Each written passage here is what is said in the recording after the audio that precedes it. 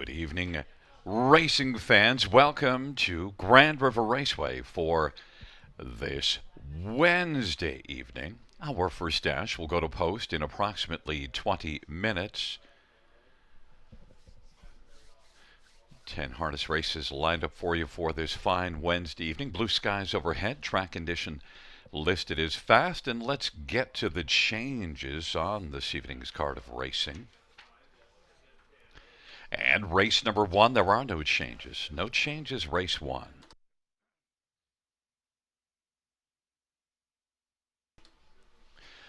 In race number two, number four, Play Hard, won't be playing at all, is scratched. Race two, scratch number four, Play Hard.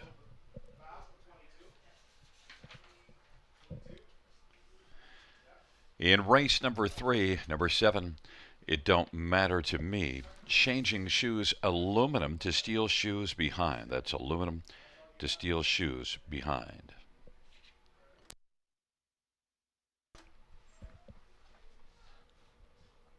And races 4 through 10, there are no changes. No changes, races 4 through 10. Once again, looking at races 1 and 2. Race number 1, there are no changes. And in the second race, scratched is number 4, Play Hard. It's 17 minutes to post time, and time to welcome in our co-host for the evening, handicapping expert, live from Margaritaville, the Big Palace in Newmarket, Ontario. How are things over there at the Palace? You enjoying yourself? And how about that Industry Day? Yeah, it was great, Gary. You know what's funny? On Industry Day, I had some people come to me and say, "So how big is the Palace? What's it like living in Margaritaville?" It was pretty funny that people, I guess, take it literally. When I mean, yeah, I've lived in a decent house, but certainly not a palace. But hey, always have a fun time here in Margaritaville doing the show from home. But even better, on Industry Day, I was there live and in person. Got to work alongside friends and colleagues Gary Guy and Sugar Doyle, and it was just a fantastic day. Honestly, one of my favorite racing days of the entire year. And it was a blast from start to finish. It really was. And our two signature races had incredible finishes in them, Wicked and Single, gutting it out for the victory in the Battle of the Bells. And Stonebridge Wizard taking on all comers in the Battle of Waterloo to get the job done. Certainly did not see that race unfolding like that, but he raced fantastic for the victory. And honestly, thank you so much to the all the connections that took the time to speak to me after the races. Tony Beaton, James McDonald, and Doug McNair, and assistant trainer Scott Bako for Stonebridge Wizard, and also thank you to Pat Woods and Mark Horner for taking the time to do a couple of interviews as well. Amazing to chat to all those people, and a fantastic job done by our new raceway manager, Jenna McDonnell. Everyone said it was a very well-planned event and said they had a fantastic time on track, as well as my family. So thank you so much to the staff at Grand River for showing my family the amazing hospitality. But truly a great time. But you know what? Also, thank you to all the fans and the horse players. Of course, fantastic handle on the card, and it's an added thank you for that. We've decided to guarantee the super high five pools in race 5 and race 10 tonight at $7,500. We're also going to do that on Friday night as well, races 5 and 9. So some major wagering opportunities that we're doing as a thank you to the fans for all the wonderful support that we had on Industry Day. Now, about tonight's card, 10 fantastic dashes of harness racing action. We've got 3 divisions of the Prospect Series for 2-year-old filly pacers, and one of those races will have my best bet and my spot play. One will be a favorite.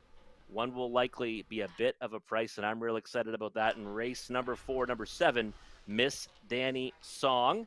But of course, we always start the show off and the night off with that guaranteed pick 5 in race 1. $5,000 is the guarantee. The low take goes 15%. Robert? Gary and I will come back about 8 minutes to post. Robert? Take a look at that wager with you. Yes, sir. Before you go, so listen, we're really about halfway through the season now, and we've concluded Industry Day. I want to talk to you about what we've seen so far through half the season, because I think we've got a better handle now. Some of the things that we said in the beginning, I don't think have turned out to be quite right, because things have adjusted in terms of the track. And I thought Industry Day was interesting because, if you look at the half-mile track, it's a little more one-dimensional overall, and this is not a one-dimensional track. No, it's not at all. And you know what? What I love to see, and Sugar Doyle was kind of talking about on the show on Industry Day, is that post eight really got put into play on Monday. It really did. We saw it more often. The horses weren't getting bet from out there, even though they were kind of horses that figured. But we saw that post position, we obviously with more on the line, getting put into play more often. I think we're going to see that trend throughout the rest of the season. Certainly saw a track that played fair. Speed did carry in some of the races, but I think it was a pretty fair surface overall. And all posts were in play. Passing lane, I think, is still pretty tough to come up the inside there, but we did see some horses have success, closing the gap in that spot. Overall, I mean, I think that this 5/8 mile surface, Gary, and I'm sure you'll agree, has opened the door now for endless possibilities going forward. And also, Doug, our track manager, he should get some kudos. He's done a great job, and I know he's been out there rolling the passing lane and trying to get it tighter. And it makes sense that it will take longer to come than the rest of the track because they're not on it as much. But he is working that, so that's another thing for the players to notice.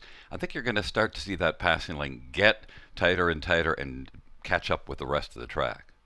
I think so too. Yeah, and listen, Doug and the entire track crew's done an unbelievable job with this surface, and we've seen it, hold up through extreme weather, all season. Luckily, we didn't have any of that on Industry Day, but yeah, no, I think that again, we're going to see a lot more quality horses coming here because we've got that larger surface, right? Sometimes, the half mile track, tighter turns, people didn't want to bring, their 2 year olds and the worry they might not get around it this stage of their career.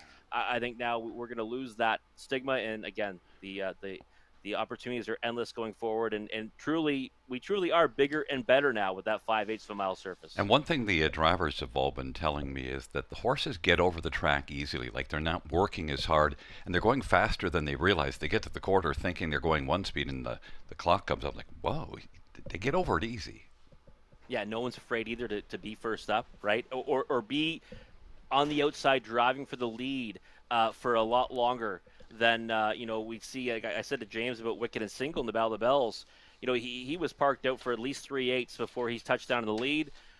Old surface, you're going to be in big trouble with that trip, right? Over this one, certainly can still kind of truck on with the right kind of horse, and we've seen first over kind of be the spot that's kind of the place to be all season. So, yeah, again, trip scenarios have changed, and certainly post positions are all in play.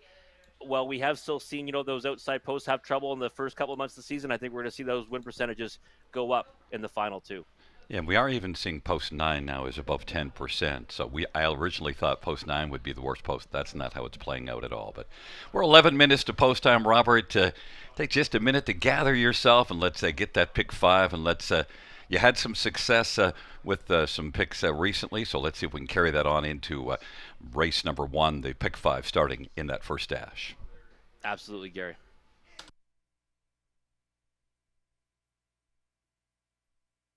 And again, we've got the guarantees, folks. Don't forget the guarantees in the super high fives tonight. Don't forget about that. Incredible wagering opportunities. A thank you from us here at the River. We've got guarantees in the high fives in both race 5 and 10. Guaranteed pool at $7,500. One of my favorite wagers here at the River. Low takeout, 15%. And these are ones you certainly do not want to miss. We've seen incredible payouts all season in these particular wagers.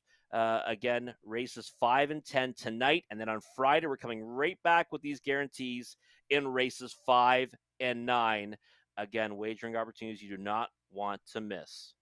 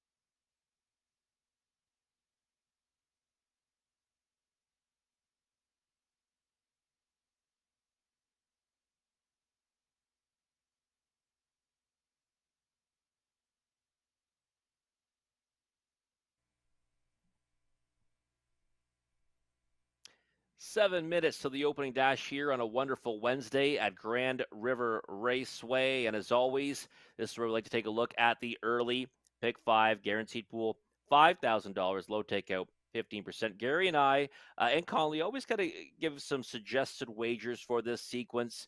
Try to keep it economical. Tickets that we kind of like to play. Well, ones that I always play myself. And we're going to look at mine first. And there it is. We'll go two by two by two and a single of a horse I'm really fond of tonight.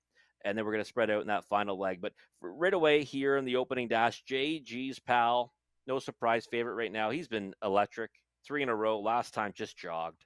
And I think you have to have him on your ticket. But the six Ancient Wall, last time out, made that break in stride, trying to get away to the lead with post seven. Did so at a very short price. Now you're going to be able to get back value on him tonight. No chance he's 12-1 as he is in the morning line. I think he's the clear second choice in here, maybe the one to catch. And I think he's capable of winning. So 3-1 on him right now. I'm happy to have both those horses, 5 and 6, to kick us off. 2 and 7 in race number 2.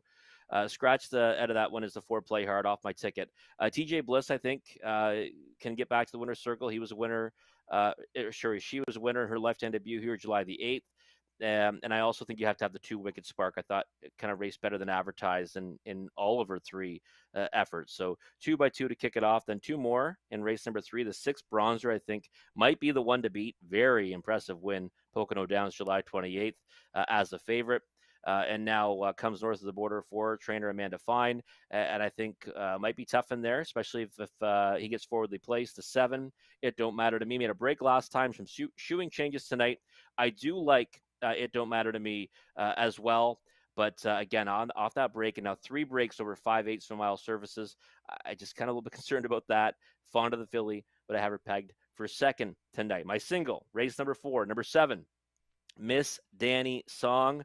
I thought the qualifier was spectacular from this horse. She closed to be third. The horse that won that race was actually a 5-year-old first-time starter. He's already started at Georgian Downs against older horses and didn't fare too well, finished 8th. But you're talking about a two-year-old filly chasing a 5-year-old horse. And she came home with 28-3, and I thought she was under tight lines to Todd Ratchford. I love this horse from the Ratchfords here. Miss Danny Song, my spot play in race number 4. She is number 7. Hopefully be a bit of a price too. Race 5, the 1, 2, 6, 7, or 9. I think that might be the spot to get a big price down because the logical horses have kind of drawn a little bit tougher. Trailing post, outside post. So we're going to spread out 1, 2, 6, 7, or 9. $8 for a 20-cent ticket. Let's see what Gary Guy has in store for us tonight. Well, we almost don't need to talk about the first 2 dashes because we both see it the same way and in the same order. Because, 5, 6 in the first and 7, 2 in the second. But race number 3 is one area where we differ. I have Mass Action and Bronzer, and you have the 6 and 7, so that's one area where we're different. Here's the area where we're really different. Now, I love putting them in the order that I put them. So my top 3 are 8, 7, 5. I'm taking the 8 Better and Redder to win, but I include your 7, and I also include Girl Swag. So I got 3 in there. And then in that dash where you took 5, I just took your top 2. I like the Eye of an Eagle, I think, is outstanding in there. And then TriStar Carmen. But I'm willing to settle with only those 2. So I spent $9.60. I think we have 8 combinations, right, for us both be winners there, Gary. And I like your ticket. I mean, we're in the same neighborhood tonight, which is nice. $9.60, also kind of in the same neighborhood for budget for the ticket. Let's see what Conley's got in store for us on this early pick 5 wager. Again, 3 minutes to post. Guaranteed pool $5,000. Low takeout 15%. There it is. 5 and 8 here in the opening leg. So he's using JG's power. He's got Sid the Kid in the ticket, who I think's a good use, especially at 13-1. I went 5, 6, 7, 8, my top 4 here. So too deep for Conley. 2, 3, and 7 in race number 2. So he's added top cut to his ticket. And I thought she was good in her first race at Hanover. Converted as the favorite last time. Faded. I thought she should have won. Now we got a barn change. Maybe she can fare better tonight in the Prospect Series. Was facing male competition in those 2 efforts. 1, 6, and 7 in race 3. So again, we're in the same neighborhood there. He's used the 1 Mass Action, who I guess off a win. Probably should be leaving that one off my ticket. 1, 5, and 6 in race number 4. Does not have my single, the 7, Miss Danny Song. in race 5, though. All in on the 9 Ivan Eagle, and I thought he raced very well last time out for the victory. But trailing post could be difficult for a horse just making the 5th start of his career. $10.80. All of us are staying, within the reasonable threshold of our pick 5 tickets here on a wonderful Wednesday. I got a question for you, Robert. Did Go for you it. did you know there was the super high five guaranteed 7,500? Is that also like? Are you going to be playing a big ticket in the fifth, and that's why already you've got 5 horses in your pick five? Oh yeah, I'll be, I'll be definitely playing some big tickets in there. I mean, it's a nice guarantee, right? Very nice when the horse players get something like that back, and I'll be doing that in both races 5 and 10. Not sure my strategy in the fifth tonight. I kind of have my strategy locked down in race 10. In race 5, though, we're gonna have to kind of see how the horses look on the track before I'm really willing to lock in on my ticket. It's inexperienced trotters, and there's some difficult posts there. I think that one has the potential to really pay, but we'll see when we get there. Yeah, and it's interesting because maiden trotters in a high five, like you could get some wild combinations. I do love Ivan Eagle, but trailer post is something you can bet against. Although, as I mentioned on our opener, it's been doing better than I thought it was going to do. It definitely is, yeah. But see, that's a race there where I might look for a horse, might be one of my peripheral horses, where I might play in the top 3 positions and just hope, if you get a good price landing on top, second or third with some numbers around them, it can really pay. That's likely how I'm going to play it. Although I do think the 9 Ivan Eagles is the one to beat. I just don't know if I'd be willing to single that one on top of a ticket because I certainly wasn't willing to single him in the pick 5. Well, it is great that we have that super high five guarantee races 5 and 10, $7,500 this evening. Look at that. We're here in Elora Center, Wellington. We'll talk to you in a few seconds, Robert.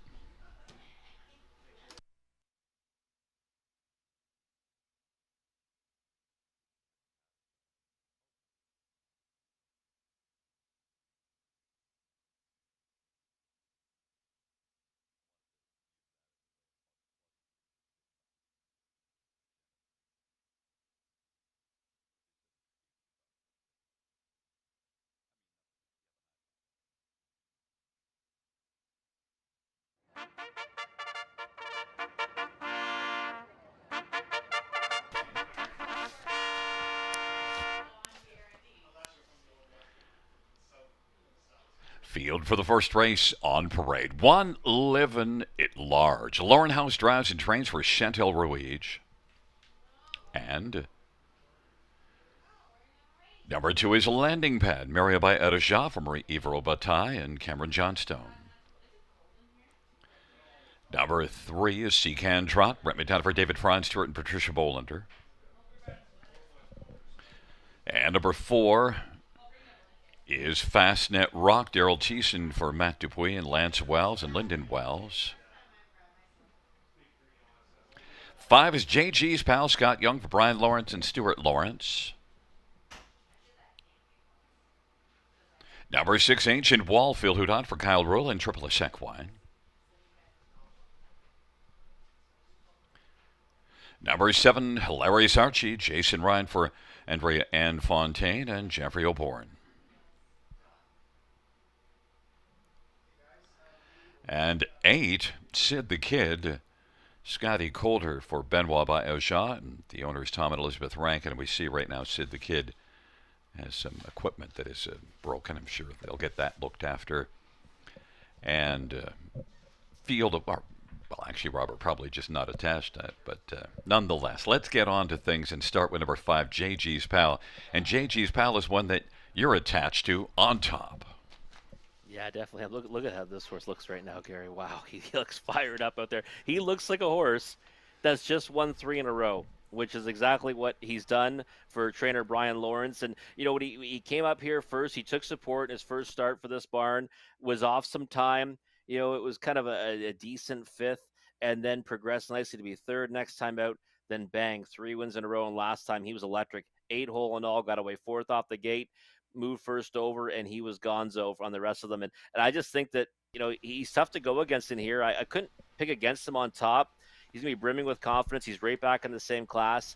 But I do think there's a horse in here that has a chance with the right kind of trip scenario if he stays flat, and that's the 6 Ancient Wall. Well, that ancient wall, that is the big question mark because you see that break last time out, and you also see a break here July the 3rd. You see a break at Mohawk June the 18th and a qualifier as well. Yeah, that's. I mean, listen. The thing about Ancient Wall is he again he looked fantastic in a couple of wins at Mohawk Park last year. Then he got into the habit of making miscues, and that is likely why we saw a barn change recently when he changed hands. But the new connections, Kyle Rule, who has had success with trotters, um, ends up winning first start on the engine from post six, then a really strong second from post eight. I jumped all over him last time at 90 cents to the dollar. But when he didn't make front early and they were really going pretty big time in that opening quarter, he made that miscue. Now, I think if he could ever just step around them, make the lead a little easier this time out, he could swell up on the engine and be tough to catch. And he's probably the value right now. Like if we're betting for value, he's the value right now at 5 to 1. 90 cents to the dollar last time in this class. Now you're getting 5 to 1. Yes, he's got to stay flat. I'd probably bet him off the gate if that's what you're doing, betting him to win. I'd probably bet him off the gate. But if he does mind his manners, he's not going to go down without a fight. By the way, what a difference a year makes when we were on the half mile track. You wouldn't have had your top four in this race are 5, 6, 7, 8. Yeah, we'd be questioning my sanity, right? Like even myself, I'd say, what am I doing here if I did that? I question that all the time. 7, Hilarious Archie, 14 to 1. Is that a sane third choice? Yeah, I think so. I mean, he's a horse that I think's been racing, pretty well, all things considered. I mean, 3 on the board finishes this season through 6 tries. Last year, 3 seconds through 7. The win was a good one. It was at Mohawk Park in the maiden ranks. I thought raced really well for the victory on that occasion. And last time out, Nowhere is a 2 here. I mean, she trots a lot, just ran them off their feet. And this horse actually, he tried to go first up against her, and obviously wasn't able to get near her. Ended up fading to third before the wire. But I think 7 to 1's not a bad number in Hilarious Archie. Now I'm only 2 deep in the pick 5. I'd likely be really focusing on the 5 and 6 in the top of all my exotics as well. But Hilarious Archie's got to be on the ticket. You know who could be dangerous? Sid the Kid, if he minds his manners, because June the 12th we saw him here blast to the front from post 8 and was second to Wheels of Blazin'. And Wheels of Blazin's a really good trotter for Paul Cameron. Yeah, definitely is. And I remember, I think I backed the kid on that occasion, maybe just kind of underestimating Wheels of Blazin'. And Wheels of Blazin' went past him like he was standing still. And I thought Sid the Kid was going to, was kind of shortening stride and going to fade out of it. It just kind of showed how good Wheels of Blazin' was, because Sid the Kid was actually a very strong second and clearly the best of the rest on that occasion. Since then, got that break here where it was a pari-mutuel refund, then kind of a subpar effort to be fourth as a favorite as well. The thing is that coming into this off a break in post 8. I mean, I know we say post 8's in play now, but you're coming off a break in stride. So flat line, obviously top priority. But is he good enough to beat these on his best day? I think he is. I just would probably watch him this time out. And I used landing pad on my ticket. I want to see a little bit of the old landing pad that we saw earlier in the meet, and he can blast to the lead.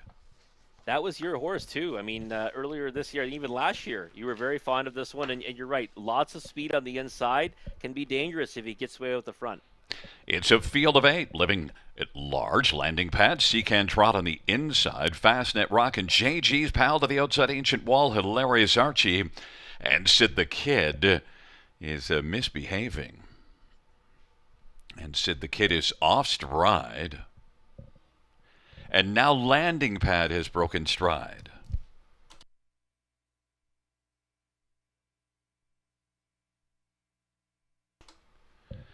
And the field is at the start. And they're off, and Ancient Wall is going to blast out, and Seacan Trot, and racing third, JG's Pal. And then it is Hilarious Archie and Fastnet Rock, and Living at Large. And it is Ancient Wall who's going to drive up now and try to clear to the front. And Seacan Trot, now at 40 to 1, is going to be racing in the pocket. JG's Pal is 1 to 5 on the board, and is watching things from third on the inside right now as they race their way off the turn. And rolling fourth now as they come up towards us, that is Fastnet Rock. The quarter was 28 and 2. Hilarious Archie fifth. Living at Large is back there in sixth. And then racing seventh as they race their way on towards us. Now Living at Large is seventh. His Landing Pad has come on to take sixth. And trailing the field is Sid the Kid. 28 and 2 opening quarter. Ancient Wall and Phil Houdon's got the lead. Racing second, Secan Trot. JG's Pal is getting closer now. JG's Pal as they work their way on down the backstretch. 58 and 4 halftime, 30 and 2 second panel breather, and it is JG's Pal who's taken over. Now Hilarious Archie on the outside has moved up and taken second. Ancient Wall on the inside is racing third, trying to fight back against Hilarious Archie, but JG's Pal and Scott Young might have to deal with Hilarious Archie, and then Ancient Wall, and fourth is Secan Trot, but about 7 or 8 off the lead. Then it is Fastnet Rock and Landing Pad and Living at Large and Sid the Kid, but it is JG's Pal and Scott Young as the field is about to turn for home off 3/4 127, and JG's Pal, Hilarious Archie hasn't gone away just yet. JG's Pal, on down the stretch drive they come. JG's Pal and Scott Young, no urging required, just drives on, and Scott Young sits rather calm in the bike, and then it is Ancient Wall, Hilarious Archie, and Fastnet Rock. Mile of 157 flat. JG's Pal really makes it look easy. Been racing very well as of late. Like, a horse. Talk about a horse that really you just trended in the right direction for new connections. Trainer Brian Lawrence, again, they purchased this horse from the Meadowlands, south of the border, and then ends up, that fifth, third, and then bang, 4 wins in a row, completes the Grand Slam. Scott Young aboard for 3 of those victories, the most recent 3. And like you said, just did it easy today. I mean, I thought Ancient Wall might be able to put up a fight with the engine, but JG's Pal just kind of went by him with ease. And Ancient Wall punched back through to be second. So it kind of speaks to how good JG's Pal is that he went by that one so easily. But Ancient Wall was able to fend the rest of them off. I should mention the inquiry sign is up pertaining to the breaks of 2 Landing Pad and 8 Sid the Kid. Sid the Kid, the race was over pretty early with that break in stride. Yeah, a couple of horses. I mean, again, we said the kid, coming into this off a break. I mean, he's a horse that has misbehaved before the start on several occasions. He did it again tonight, like you said, very early. And Landing Pad, we don't see it on the paper, but I think he's made miscues in the past as well. But yeah, both of their races were kind of over before it started. Well, at least you get the straight try. You have 5, 6, 7. The 8 doesn't round it out for you, but 5, 6, 7, the right idea. The outside post positions. Yeah, again, we're going to probably see a lot more of that, right, Gary, as we said in the pre-show. And you know what? The exacta here at $9. I mean, that might obviously change if there's anything happening with the ones that made those breaks behind the gate. But that's not a bad exacta here for a race that I thought at some point the lineup would be 5-6. It ends up there, and there's Scott Young coming back to get his picture taken on a horse that's really racing well right now for trainer Brian Lawrence. And back in front of us is number 5, JG's Pal, a 3-year-old tactical landing brown gelding, owned by Brian Stewart Lawrence. Brian Lawrence, the trainer. Scott Young had the answer in the first with JG's Pal. 4th win this year. In 8 season starts, the 5th win lifetime. JG's Pal, 157 flat.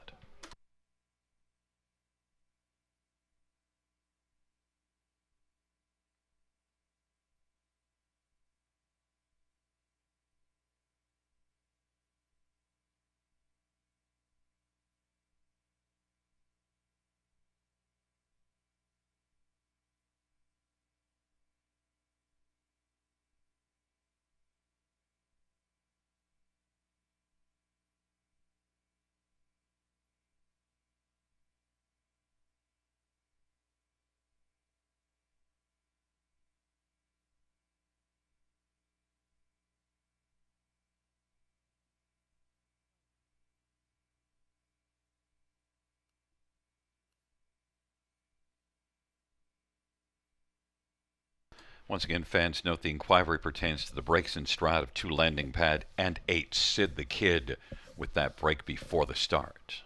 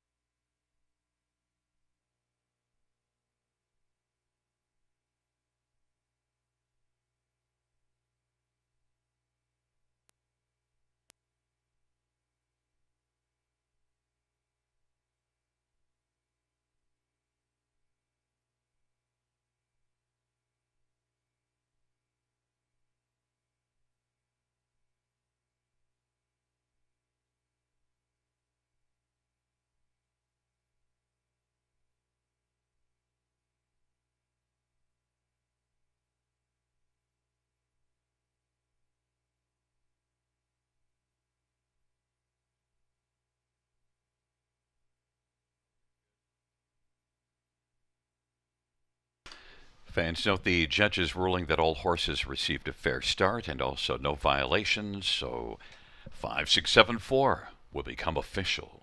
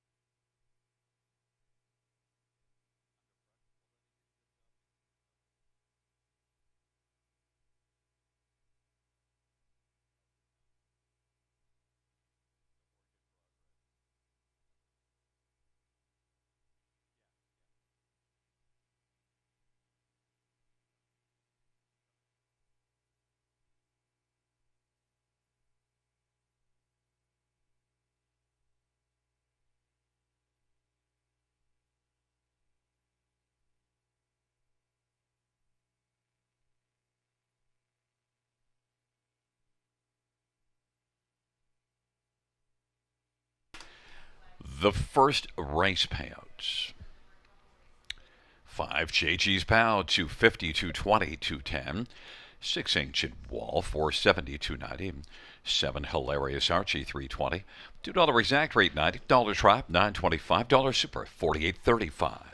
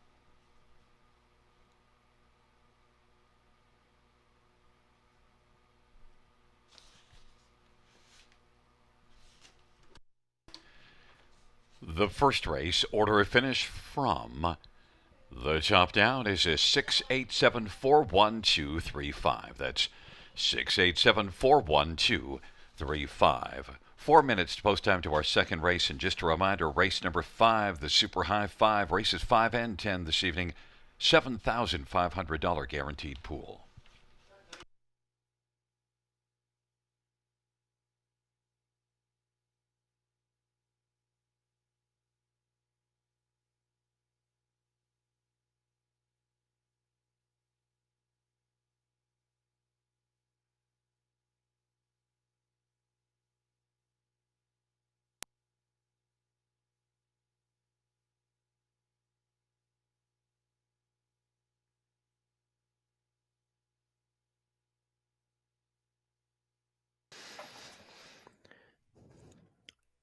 Number 5, JG's Pal 2. Good for them in the opening dash of the evening. Converts as the odds-on favorites. And likely Medi are still alive in that early pick 5 wager.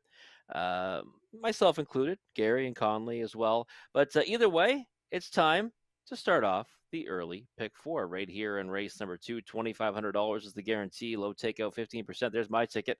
I'll be betting it right back. I don't stray too far though from the numbers though. 2 and 7 here. Wicked Spark and TJ Bliss. Just a 6 and 7 in race 3. That's a 6 bronzer. The 7, it don't matter to me. Who I think she makes a big impact if she can just stay on the trot this time. But I do like bronzer off that victory at Pocono Downs. Race 4, all in on the 7. Miss Danny Song. Very fond of the way this one qualified. It's a first time starter. By Big Jim, and I just think that the Ratchfords have one here that can certainly be more than competitive against this group, and just might have to overcome that post 7, which we think isn't that big of a deal anymore here on the larger track configuration at the river.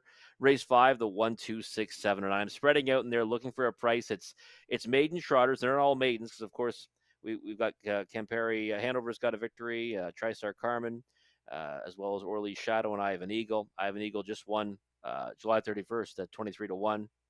Like that one's chances, but trailing post. So we'll go searching a little bit in there, spread out. And we were able to because we were pretty light coming into it. So $4 for a 20-cent wager is the cost of my ticket. Conley's ticket, we're kind of in the same neighborhood, but Conley went with a single in race 5. And I understand the logic. I mean, Fly, I Am an Eagle, sorry, was fantastic last time. He is a brother to Floyd the Freak as well, a horse that I'm very fond of, especially over a short track. And there's his ticket 237 with 167 with 156 with 9. So he's going 3 by 3 by 3 and then just going all in on I Have an Eagle. And again, the effort last time merits respect.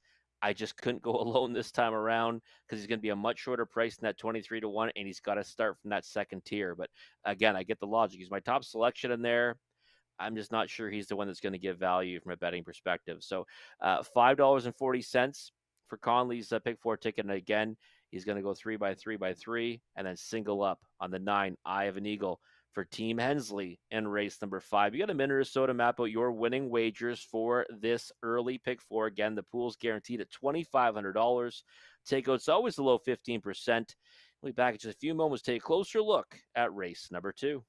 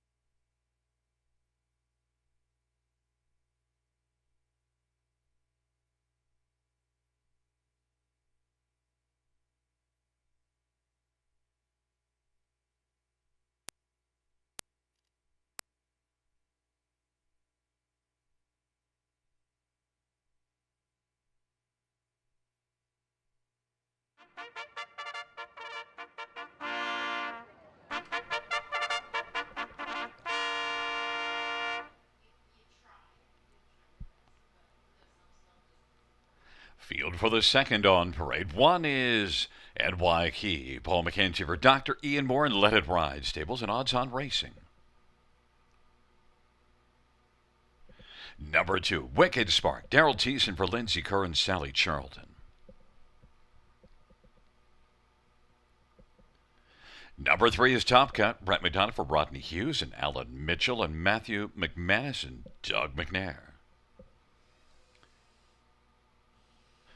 4 Scratch 5, Greystone Playgirl. Steve Houdon. Drives and trains for Laura Toscani, Carmelo Shime, and John Henderson.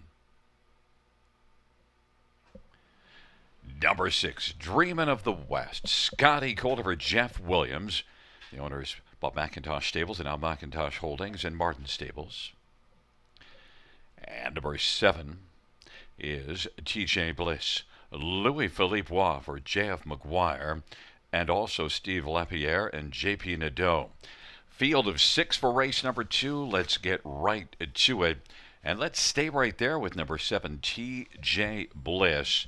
Louis Waugh for JF McGuire. Makes a third career start. Program that's kind of doesn't make sense to me. Yeah, you're right. It's a third career start. Yeah, the numbers are kind of jumbled over to the one side there. Yeah, it's two starts, one victory. Gary came right here, lifetime debut, Grand River in a prospect series, so a prior leg of this lower tier of the Ontario program. It went to the lead, before the midway point, and ended up just kind of winning with ease that time around. Last time out, kind of strange. I thought. Was going to make a move towards the leaders in that dash. At Kawartha Downs ended up fading back to 6th, got placed back to 8th, but I think can bounce back here, even with the uttermost post in the contest. Getting the support right now at 9-5.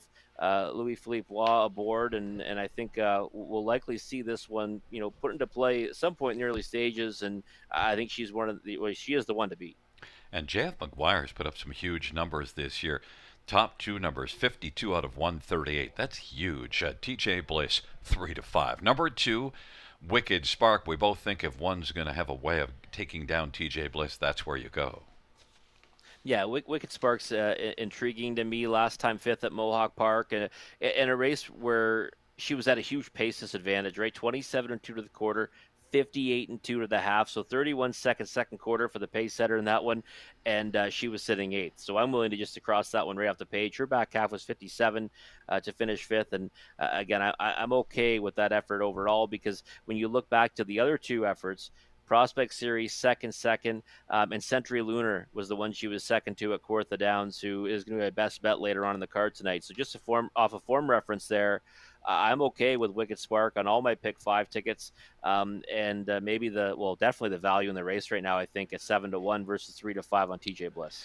Number 6, Dreaming of the West, is one that people might be falling asleep on a little bit because you look at that mile of 59-2 in a qualifier at Mohawk, but 32-4 opening panel, and then raced 3 strong quarters. Yeah, and you know me, right? I'm a big fan of those consecutive faster quarters. That's usually going to, get my attention to watch a qualifier, anyways. And if I then like it, then I'll likely have the horse pegged somewhere. Surprised you're getting 25-1 right now on this horse. I mean, sibling to Favorite Beach 275,000, Best Head West 664,000. I mean, there's certainly been some really nice horses out of Let's Head Out West. So I think that Dreamin' of the West deserves a little more respect in that 21-1 on the board. And hopefully I'm not kicking myself that I didn't use her in the pick 5 because, she's likely ready to roll here. Nice last quarter in that qualifier as well. And Scott Coulter's got along well with these types in the past. Both of us didn't use the 3 or the 5 that are both sitting at 4-1. We'll be both through 1 NY Key on the ticket, 15-1. Yeah, NY Key is just one that I think I picked him on top or second, or picked her on top or second in her first start here at Grand River. I thought it was an okay 4th, and then since then, I thought that she hasn't had the most favorable trip scenarios, and and also did meet some pretty difficult horses last time out. So I put her in the bottom end too. Pole position's been doing well here on the new surface. The 3 Top Cut was one I almost put there.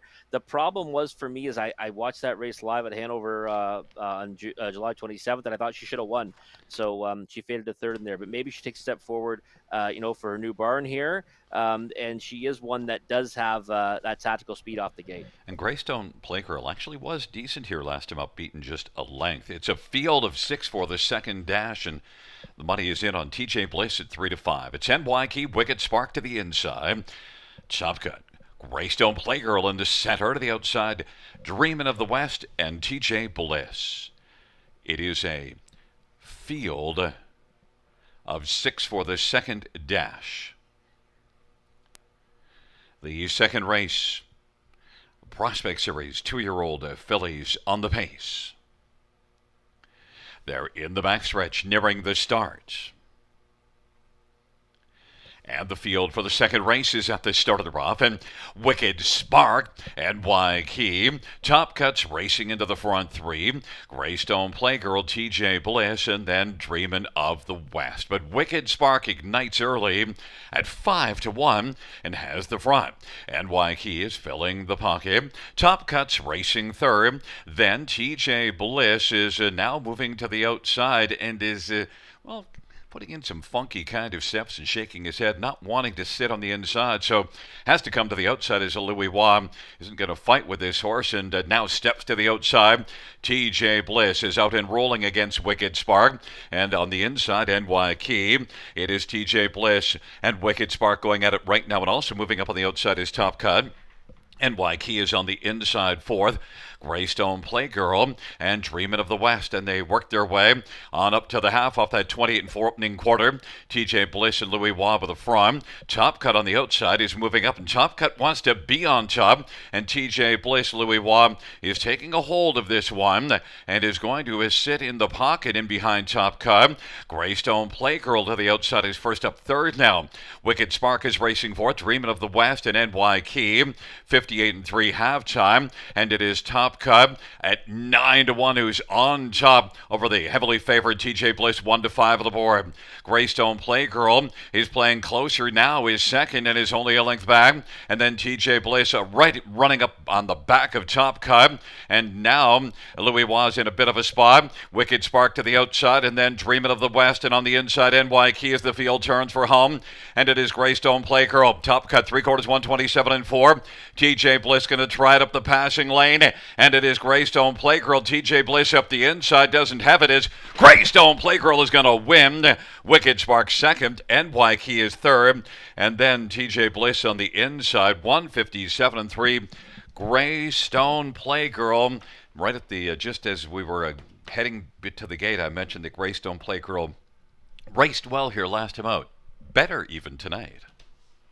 Yeah, did race well last time. It was third to Dream Shot. That was one I was pretty fond of in that dash, July 22nd. Kind of an interesting race. I mean, TJ Bliss, off the gate didn't look, all that comfortable. And like you said, was putting steps in when sitting in a hole, then moved to the lead, was immediately overtaken by Top Cut pretty much. And then kind of put that one in a bit of a pickle on the turn for home. Jammed up a bit, but really didn't have much to offer at the passing lane. Comes forward a little bit, but not with any kind of authority. I thought Wicked Spark was the one that kind of ended up with the worst of it and all that, because got relegated back to third, had to slip out, in the second over position, and I thought closed willingly. But at the end of the day, the 5 Greystone Playgirl ends up kind of winning fair and square, Gary. Yeah, and also we had mentioned that the odds were at that point when we talked on the 3 and 5 down around 4 to 1, but Greystone Playgirl came all the way back up to being 10 to 1, as you see the top board right there. Yeah, ends up floating up to a bigger price at 10 to 1, and this is going to be a big bust out, I think, in the pick 5 wager. I mean, we're looking at a race where the double payout on the 7 TJ Bliss was $4. The next choice was Wicked Spark at $18. Greystone Playgirl, $61. So, one of the longer ones on there. The rest of them were all between 53 and 67. She's $61. So this is a big bust out in the pick 5 and the pick 4. And it looked like TJ Bliss just did not want to sit on the inside. No, didn't want to, but also even off the gate, like I thought we'd see a little more, life off the gate for her. Just didn't seem to have it tonight. But again, I think when getting jammed up in that spot where she was in as well on the turn for home doesn't help her chances. So we'll have to wait and watch where she ends up next time. Back in front of us is the winner of race number 2. It's 5 Greystone Playgirl, a 2-year-old shadow play. Bay filly owned by Laura Toscani and Steve Houdon and Carmelo Shime and John Henderson. Steve Houdon's the trainer and the winning driver. Greystone Playgirl victorious 157 and 3.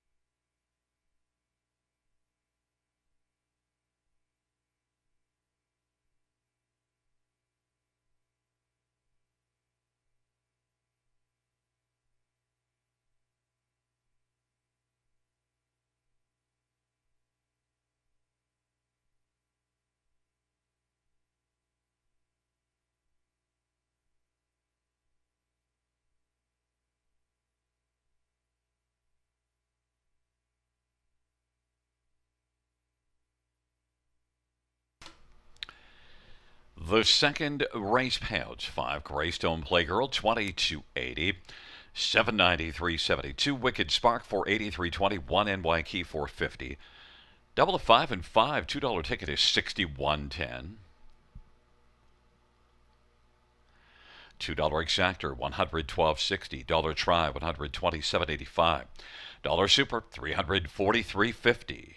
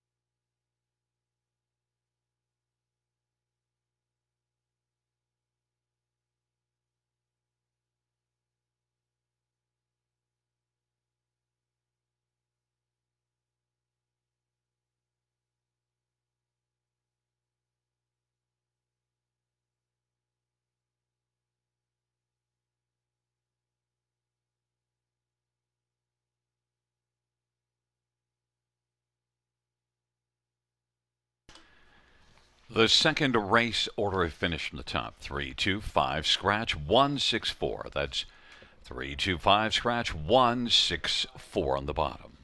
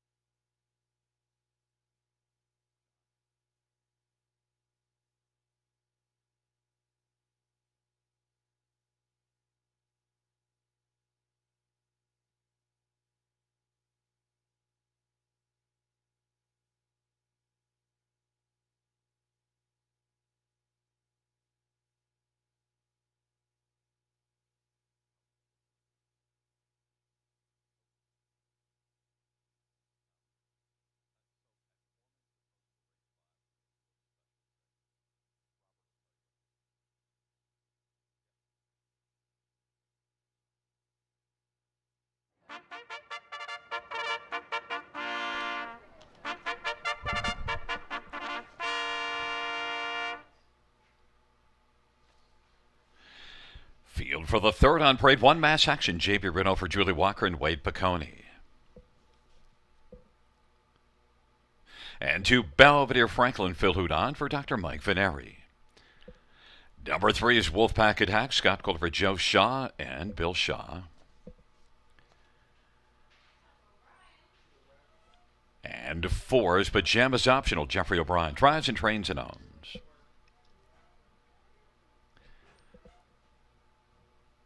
5 is fast as lightning. Colin Keller for Jim Ellis.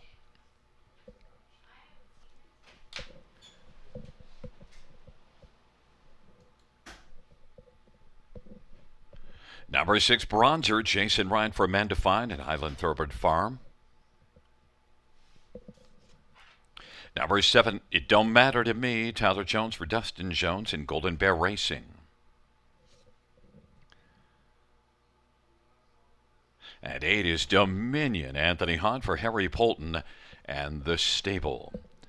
Let's get a look at some of the main players in this dash. And, well, number 6, Bronzer is your top one. And you're enamored with that last start at Pocono Downs a little more than a week ago, Robert. Yeah, a little more than a week ago, but it was easy, Gary. It really was. Got away third off the gate from post 6. And of course, that's a 5/8 of a mile service as well. Came first over from third and just overpowered rivals to trot away with an easy victory. Back half 56-4, final quarter 28-1. 57-4 was the mile time, and I just thought that it was plenty good enough to put him on top in here. Decent third in the lifetime debut before that, but certainly raised his game last time out, and I think he's going to take to the surface just fine. 4 trainer Amanda Fine, 9-5 right now on the board. No surprise, taking a lot of the support. You know, we talk about how fast Grand River is, but Pocono, man, that place is lightning.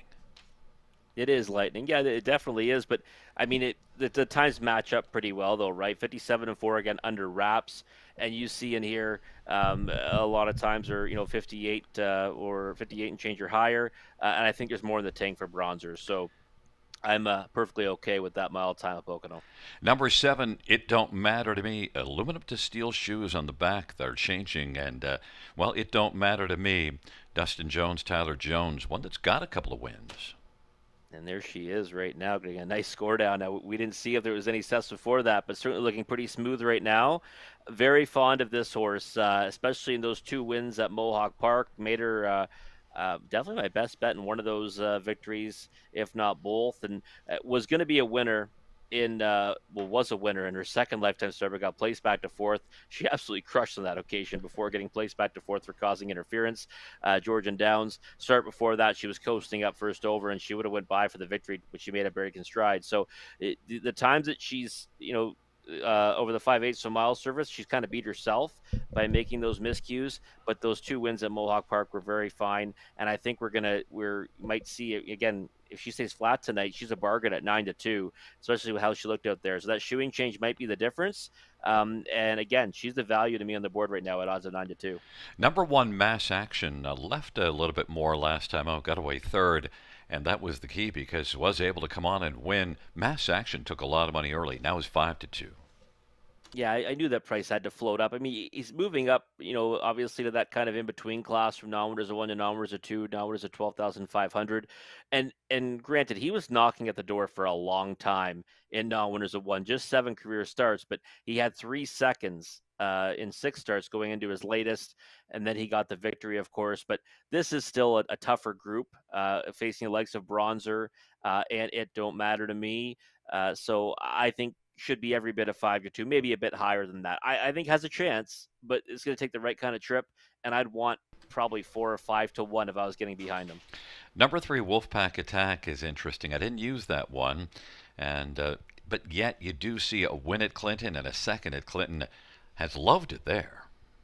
Yeah, she's kind of been, kind of an up and down type, and you're right. She's kind of thrived over at Clinton and not had the same success here. Second last time out to Peter Crown. That's now where's a 2,000 last 3. That's where it's kind of a little bit tricky for me to handicap her because she's racing in against numbers of 3, X numbers last 3 at Clinton and doing well. Second to Peter Crown last time. She beat Steel Reserve and Azucar in numbers of 1,500 last 3 on July 14th. So I would always say a horse doing well in there, you have to back now racing at a relatively low non-winners of X Life. This is non-winners of 12,500 life. So I think Wolfpack Attack might be worth a flyer at 17-1. Definitely one I'd use in the exotics because she's been doing pretty well against much tougher horses. And I think that she merits respect in the exotics in here. And a quick thought on Belvedere Franklin. I used that one for third, 9-2. Has had some good moments here. Inside speed can certainly stick around for a big chunk of it. I mean, we know that you still want to get forwardly placed here at the river, and the inside draw should help this one secure a decent spot early. Yeah, I think bottom end of the try and super all day. It is a field of 8 for the third race. Mass action. Belvedere Franklin, Wolfpack attack on the inside. Pajamas optional and fast as lightning in the center. Bronzer, it don't matter to me, and Dominion. Field of 8, the third dash on a wonderful Wednesday at the river.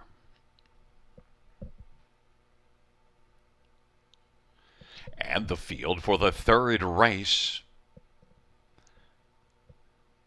is at the start. And they're off. Belvedere Franklin comes out very well. Also leaving as fast as lightning. Pajamas optional. Bronzer and it don't matter to me. On the inside, mass action. Wolfpack attack and Dominions back trailing the field. And still driving as they work on around the turn is it don't matter to me with Bronzer. It don't matter to me is on to take the lead. Bronzer second. Then Belvedere Franklin is third in the early action and mass action is racing fourth. Then Pajamas optional and Wolfpack attack as the field comes off the turn. Then it is fast as lightning and then back trailing the field as they work their way on up towards us is Dominion, who took to the outside now. 28-2 opening quarter. It don't matter to me, and Tyler Jones leads by 4 or 5 lengths right now.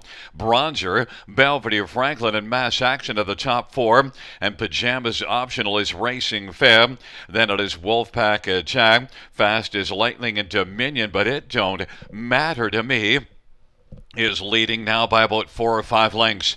Bronzer, 6-5 on board, is trying to close that gap. It don't matter to me. It don't matter to me. And Tyler Jones is sitting pretty comfortable in the bike right now. Then Bronzer and Belvedere Franklin and mass action. Pajamas optional. This field is spread out as it don't matter to me. Is putting on a strong showing off that half of 57-2 in the opening quarter of 28-2.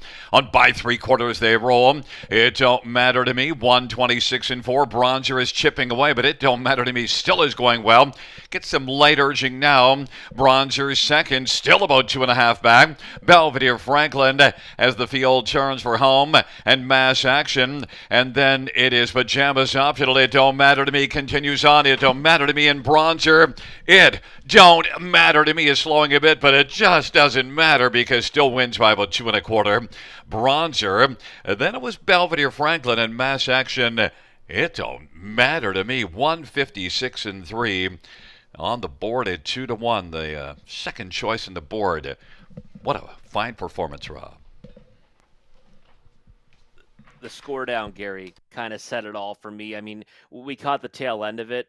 It was two things. The intent that kind of score down, we know this horse is likely going forward off the gate. Now, did have to overcome a lot of inside levers to still make the front, including Bronzer. And when a horse directly to your inside blasts out of there, it's tough to to leave and go forward. But she kept on trucking, and the shoeing change, right? I mean, the miscues are what's kind of stopped her from having success over the 5/8s. Today she stays flat.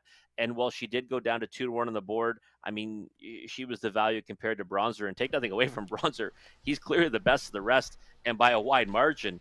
Just ran into a horse, like I said. I mean, she raced fantastic in those 2 victories at Mohawk Park, and was also really good at Georgian Downs in a couple of races where she would have been the winner if not for making those miscues. Yeah, and I guess that shoe change, you've said it in the past when they go to the steels, suggestion that maybe now their feet are better.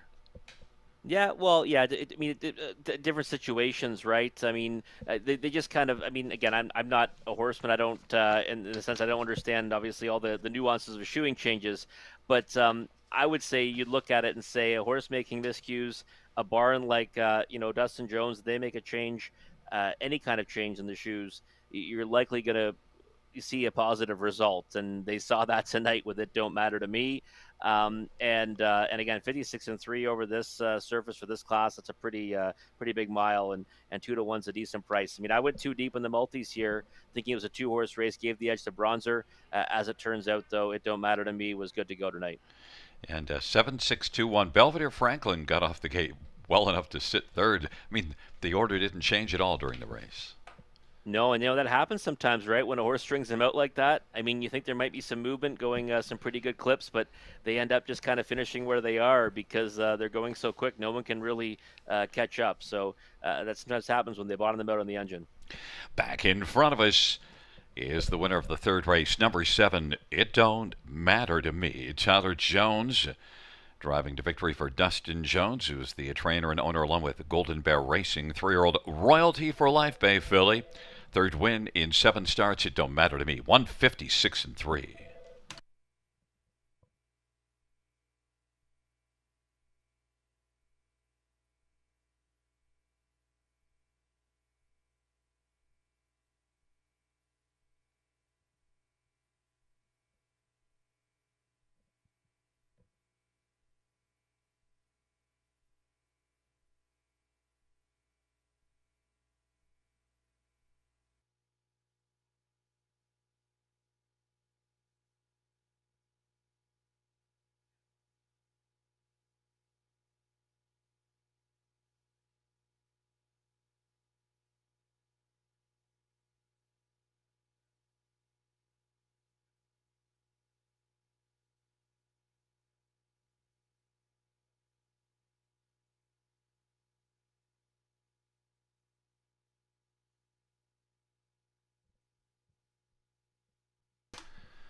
The third race payouts.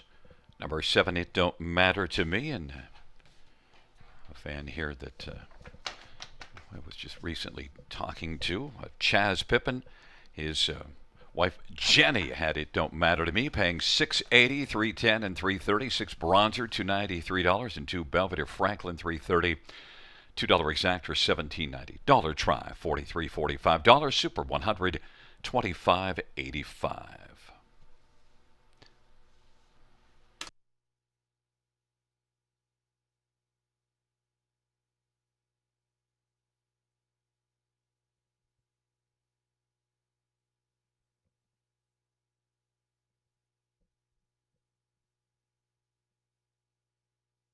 While we have a moment, just a shout out to Jenny Fippin. Hope you're enjoying your night here at the races along with Chaz. Hope you have a wonderful Wednesday at the river.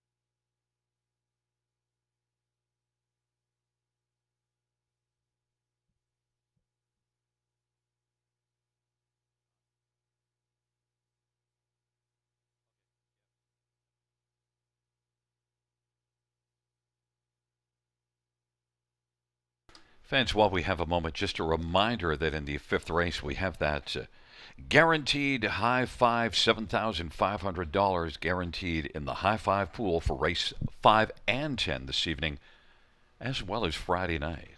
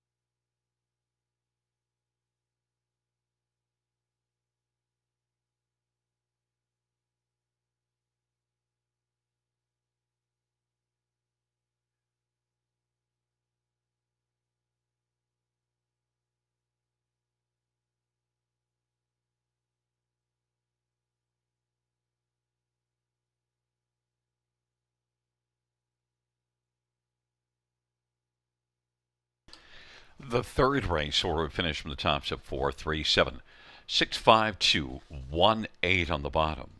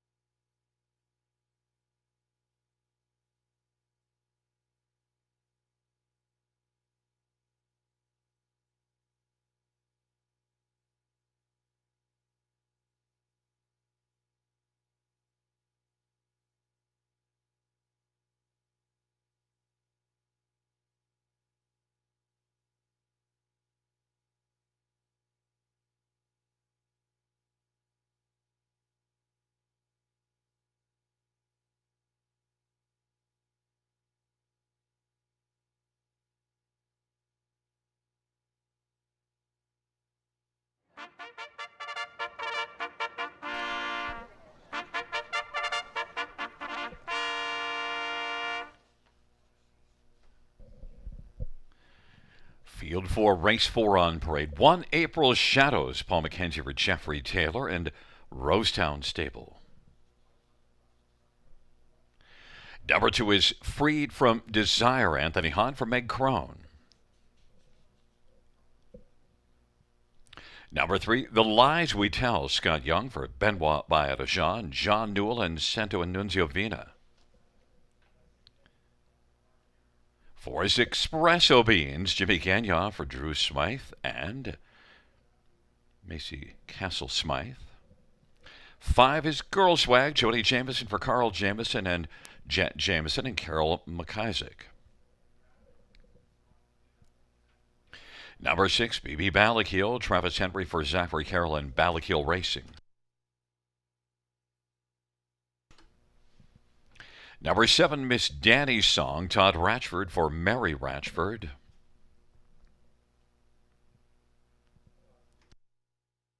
And 8 is Better and Redder, Phil Houdon drives and trains for Steve Upson. It is a field of 8 for race number 4. Let's get a look at this field, and, well, I heard you chomping at the bit there to jump all over Miss Danny's Song. I know you love this one here, so rock and roll, buddy. I do love this filly here. She's a big Jim filly for the Rashfords for Mary and Todd, and the thing is that Gary, no, like, obviously world beaters out of gravel, who is her dam, but Micron and Rock and Pebbles, both horses that have found the winner's circle, both useful horses on the B tracks. But I thought Miss Danny's Song qualified fantastic. I really did. I thought that, seeing the 3-hole kind of looked well in hand the whole mile. And then when just kind of edged off the cones in the stretch under tight lines, came home in 28-3, strong back half as well. And the horse that she chased to the wire is one that raced in a maiden at Georgian Downs. He's a 5-year-old horse who made the first start of his career. That's a 5-year-old or 2-year-old. I mean, and again, I think she could have got much closer if that was the game plan. She was, I thought, under pretty hard hole to the wire there, and I think she looks fantastic here pre-race appearance. Post 7 to work from, but that's not that big of a deal anymore here at the river. It's certainly kind of got a more level playing field. But again, I like the way she looks out there. It looks like she's a small filly, but I think she's got a big motor, and hopefully we'll see it tonight at first asking. The money has come for number 5, Girl Swag, and 6, BB Ballakeel. This is one, though, that has a little of late trouble finishing. Yeah, Girl Swag for me is interesting. Obviously, the Jamesons, right? They tremendous success here at the river, and never really want to go against Jody, that's for sure, especially around these parts. But and of course, he just recently surpassed the milestone of 150 million in earnings as a driver, first Woodbine-based driver to do so. And Girl Swag, I mean, second here, July the 8th. To BB Ballakeel, who's in this race. We'll talk about that one next. And I thought it was a decent effort, but then went a long way in the lead. July 19th, the Kawartha stop, finished 6th. Like you said, didn't finish off all that well. And I thought it was a decent effort last time against Stellar Manipulation, who's a horse I'm pretty fond of. So I think you've got to respect her chances here, especially with the connections. But at 5-2 versus 3-1 on the horse I'm very fond of. I mean, I'm happy to use this horse underneath the exotics. Number 2, Freed from Desire. Looking at the lines, you can't really tell a lot, but you watch these qualifiers, and this one sent up by Meg Crone. Certainly, it looks like she's willing to be aggressive. Yeah, and she was an easiest kind of winner. I mean, it wasn't like, you saw a horse under urging to open up a gap. I mean, she was under firm grip the whole time. I thought maybe a little bit steppy a couple times in the mile, but maybe that was because she wanted to go more. It's possible. 2:01 and 4 was the mile time. Did it, again, under no urging at all. And I think you've got to look at her and think that, she's one in here where if you like, Miss Danny's Song as a first-time starter, you've also got to give a bit of a look to Freed from Desire. But if I had to go on, how they looked finishing their qualifiers, definitely the 7 Miss Danny's Song to me was more impressive. And number 6, BB Ballakeel, was almost 6-1 here July the 8th in a debut. Won a qualifier, rocked in the Prospect Series, but then that last race at Mohawk, your thoughts on that one? Well, I mean, you're going up to face tougher, right? It's not when there's a one there. I mean, the Prospect Series is kind of a mixed bag at times. Now when there's a one at Mohawk Park, you know you're going to go much bigger miles. D was the winner there. Duchess Deo, one that I've been kind of fond of in the Horse Players Journal, was second, 18 to 1. I mean, you can see 5 to 1 here. Lifetime Debut Prospect Series, she went up to 18 to 1 there. 27-3 in the end of it was okay. Again, like I thought that the victory here was a good one, but she did have the clock in her favor in the sense that she got a big second quarter breather. But she held them off, held off Girl Swag to the wire. So I think 5 to 2 is about the right price on BB Ballakeel, just like Girl Swag as well, 3 to 1 or 5 to 2. I like the fact that my 7 Miss Danny Song is taking support at 5 to 2. Usually like to see that from a first time starter. And again, I still like her at that price or any number really. And then my number 8, Better and Redder, I thought was pretty amazing to park every step and still go 57-2 last time out. Big overlay in here. When I was talking about this race with some people earlier today, I did say that the horse that I was a little bit worried about, even though I didn't put in my top four, is Better and Redder. Post 8 was the big deterrent for me.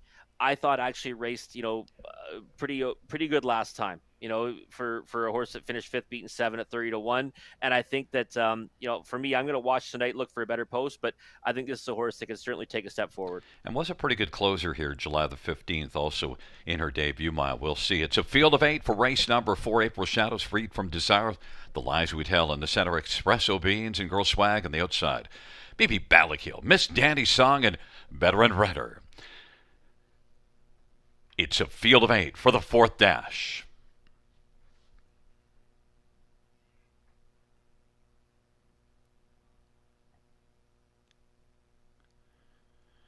Field for that 4th race is at the start of the rough, and Miss Dandy Song, BB Ballakeel, and Girl Swag, and also leaving Espresso Beans, but BB Ballakeel, Girl Swag the top 2, Espresso Beans is 3rd, Miss Dandy Song is driving on the outside still, April Shadows is 5th, and Freed from Desire is 6th, Better and Redder is now 7th, and then The Lies We Tell, Girl Swag at 2 to 1 is got the lead, but still working on the outside. Miss Dandy Song and Todd Ratchford continues to march towards the lead, and it is Miss Dandy Song 9 to 2 on the board, who's going to stride up and clear to the front. Girl Swag is 2nd, racing 3rd, BB Ballakeel. Espresso Beans is rolling 4th, about 6 off the lead, in front of April Shadows, and then Freed from Desire, Better and Redder, and then it is back further to The Lies We Tell, and 28-2 opening quarter, and it is Miss Dandy Song who's got the lead. But Girl Swag is right there riding in the pocket, and BB Ballakeel is working first over, and then on the inside, Espresso Beans and Freed from Desire, and Better and Redder is racing right now, positioned 2nd from last and well back, The Lies We Tell. 59-second halftime. Miss Danny Song, BB Ballakeel's getting a little closer now off that half of 59, and Girl Swag is still on the inside and is enjoying the view in the pocket. Then racing position 4th is April Shadows, then Espresso Beans and Freed from Desire, and Better and Redder still on the inside, and now gaining a bit of ground, scooting up through the inside, 127-4 the three-quarter time, and it is as they turn for home, Miss Danny Song, and Girl Swag, and then Espresso Beans, and on the inside, Better and Redder on down the stretch route they come. Miss Danny Song continues on. Girl Swag is chasing, but it is Miss Danny Song. No urging at the finish to take it over Girl Swag, and then it was Espresso Beans and Freed from Desire. 156-4, Miss Danny Song. Well, the only comment to make is you were right. Well, it's nice to be right sometimes, Gary. Listen, I'll tell you right now. Sometimes when I look at a race, especially 2-year-olds, I guess, and you give me more credit for 2-year-olds than I think I deserve. But the thing is with this one, Jim Bannon once said, he doesn't look for horses; let horses come to him. This horse came to me. I watched the replays, and I thought she was absolutely tremendous in that qualifier. She was under no urging at all to the wire, coming home in 28-3. I'll be honest, I was very worried off the gate because she put a step in, which I didn't see at all in the qualifier. Don't know if she kind of got spooked by something or what, or maybe Todd had to, maybe grab a hold of her behind the gate. She put a quick step in, but then he, decided, listen, I got the best horse here. I'm going to keep driving on for the lead. He did that. It's a big mile too for these types, and Girl Swag got every chance to beat her, and you saw it. Todd no urging to the wire. So sometimes it's nice when a plan comes together. And he's just leaning in the bike there, like, yeah, yeah, whatever. I know I see you out there. Yeah, exactly. And that made me feel pretty good, right? I mean, when you've got a horse bet like this and you float up to 9-2, I mean, she took a lot of support, which I want to see on a first time starter. I want to see some support, anyways, in the betting sequence. She did, but she floats up to a big price of 9-2, and I think she's a bigger number in the pick four and the pick five. And, she was kind of hidden, but anyone that watched that qualifier would know that she was well in hand of the wire. There's no money in qualifiers. You could tell she just got an education out there, and she finished up real strong. And again, I said to some people today, I think that the Raptors have a pretty good one here in Miss Danny's song, and looks like they do. I mean, it's good first lifetime start to be a winner at first ask in the Prospect Series. Yeah, and it was tough for BB Balakiel. Got hung out first over chasing your top pick. And look, BB Balakiel's one you can come back to in the future, but that's a tough spot. Yeah, it is. I mean, especially you're up against a horse like Kara. I mean, she ends up getting a pretty, a half in her favor, anyways. And then she gets to take on BB Ballakeel, puts that one away. And even Girl Swag. I mean, she chased Gambling to the wire. I thought it was a good effort to be second there. I didn't really bet any exotics or anything in this race, and maybe I should have. I mean, if I put it all in for third, this will likely be a pretty good try in Super. It's a 7-5-4-2 top four. And back in front of us is the winner of the fourth race, number 7, Miss Danny Song, a 2-year-old Big Jim Brown filly, owned by Ronald Ash and Mike McLaughlin. Mary Ratchford's the trainer. Todd Ratchford, the winning driver. Miss Danny Song takes her career debut, 156-4.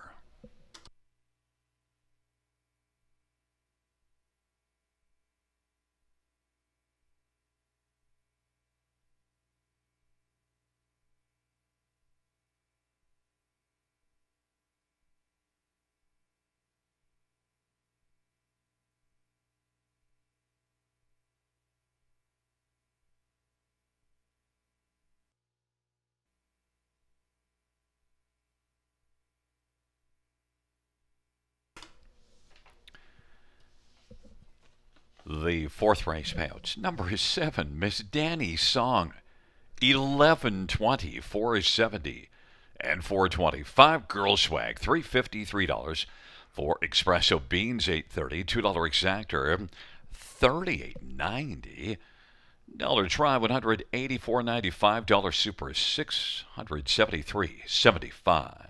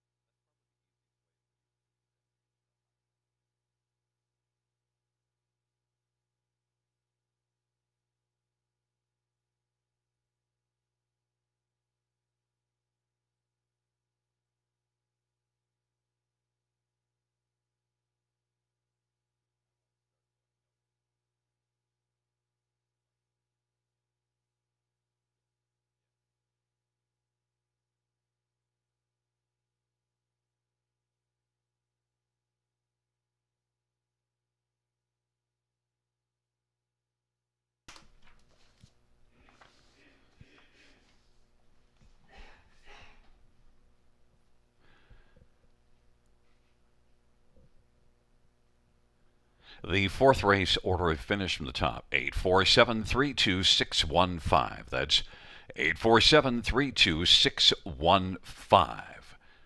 Fifth race up next, 7 minutes to post time. And note that this fifth race is featuring the Super High Five, and there's a guaranteed pool of 7,500. That's 7,500, the guaranteed pool for this High Five in the fifth race.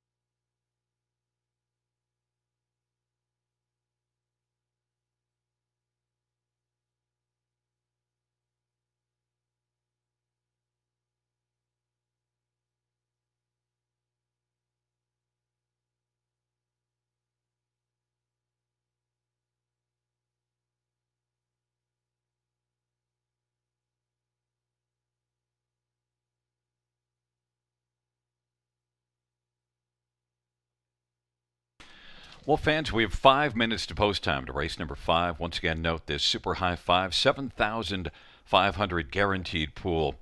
And I want to bring Robert Reed in and have a discussion on how you build a Pick 5 ticket. Robert, we've mapped out Pick 5 tickets where we show our sequence and how we build them out, but this is a different animal when you're doing high fives and just the overall approach that you have, how you build out a ticket. Well, how do you generally go about it? And especially here in this case, you have a 9 horse at 3 to 5. Are you going to key a horse on top or a couple on top? How do you fan it out? Well, what I'll do is I'll kind of go over what I guess the different options are, right? For I guess strategy in a situation like this, or at least what I think they are. Right now, by the way, just under $2,000 bet into the Super High Five pool here in race number five. Again, pool is guaranteed at $7,500 as a thank you for the support we received in yesterday. And it's going to be that way for the next four high fives that we have here at Grand River. So races 5 and 10 tonight, and then races 5 and 9 on Friday night. But Gary, for me, I look at this race, and obviously I have the 9 fly like an I have an eagle. Sorry, I keep saying fly like an eagle. I like an eagle. I have an eagle on top, and I think that he's obviously off his latest. The horse to beat in here. The problem is it's the trailing post, and you're getting 4 to 5 on the board right now. So if you're fond of that horse, then I would say you can put that horse on top, and obviously hold your breath with the kind of trip that he gets. But then, you're going to have to try to map out a ticket underneath, maybe take a few horses, look for a price or two in amongst that cluster, and then I would build it out from there. And then I typically take an all for at a minimum fifth, sometimes fourth as well, kind of depending on what I put in the upper end of it. So if I was doing that here in this spot, I would go 9 with maybe the 1, 6, 7, and then I might spread out a little more to like the 1, 2, 3, 6, 7, and then use those ones again, and then take an all underneath that. But the thing for me is that the better value play here with a guarantee like this on the line might be to look for one of the other peripheral horses, one like TriStar Carmen, and maybe play a ticket where you use that one to finish in the top 3 and put clusters of horses around them. Because if the 9 wins and it chalks out, it might not be a payout that's really to your liking anyways. So I'll usually look for maybe a better price horse, even a horse I pick second or third, and try to put clusters around them, especially when you got a favorite from the trailing post like this. Do you sometimes build out one ticket and then a totally separate ticket that has a different idea? Oh yeah, definitely. Yeah, it depends. I mean, in guaranteed pools like this or carryover situations, I might play presses off a horse I really like, but then also maybe play horses back for 20 cents or 40 cents that I think have a chance that with the right kind of trip can land there. I've even recently decided what, there's a horse I don't think can win, but maybe they can finish third, fourth, or fifth, and they're a big price. And I'll put clusters around them as well, hoping that if they do land in one of those spots and you get the right numbers down on top, then you can certainly get a big payout. I mean, one night at Flamborough Downs, I actually did that and took down the entire pool, and that's how you do that, right? I mean, you're not going to usually take down a big number if you put the favorite on top, but you can if you kind of surround a horse that's around 5 to 1 or 8 to 1 with others, and if you ever get lucky and maybe the trip doesn't work out for one like I have an eagle, then that's how you get a big payout. But having said that, I do think he's the best in here. I've been a fan of this horse for quite some time, but the trailing post makes the race all that more intriguing. Yeah, so you might be playing more than one variety of ticket in this one. We're going to be back just after the post spray to talk about this fifth race and how you see the horses. But thanks, Rob, for just an idea on how you build out a ticket. I know you've cashed a few of these high fives, so I wanted a little insight.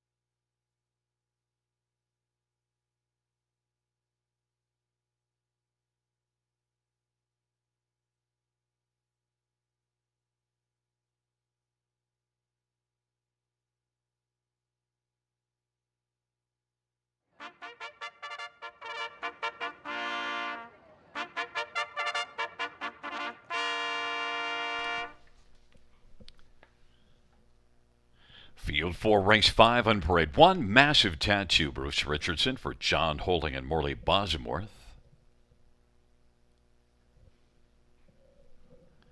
Number 2, Time Will Twister, Dave Boughton for Don Lindsay and Paul Lindsay.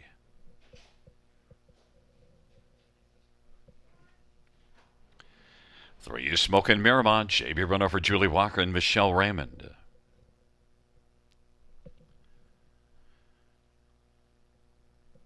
4 is Fly Higher, Dag Henryson for Mike Rivain, Gary Silifant.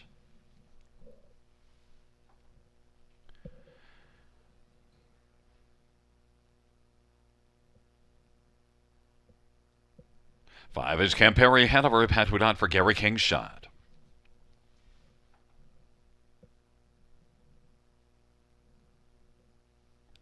6, TriStar Carmen, Scott Culliver, Andrew Cars, and Aaron Wood Equine.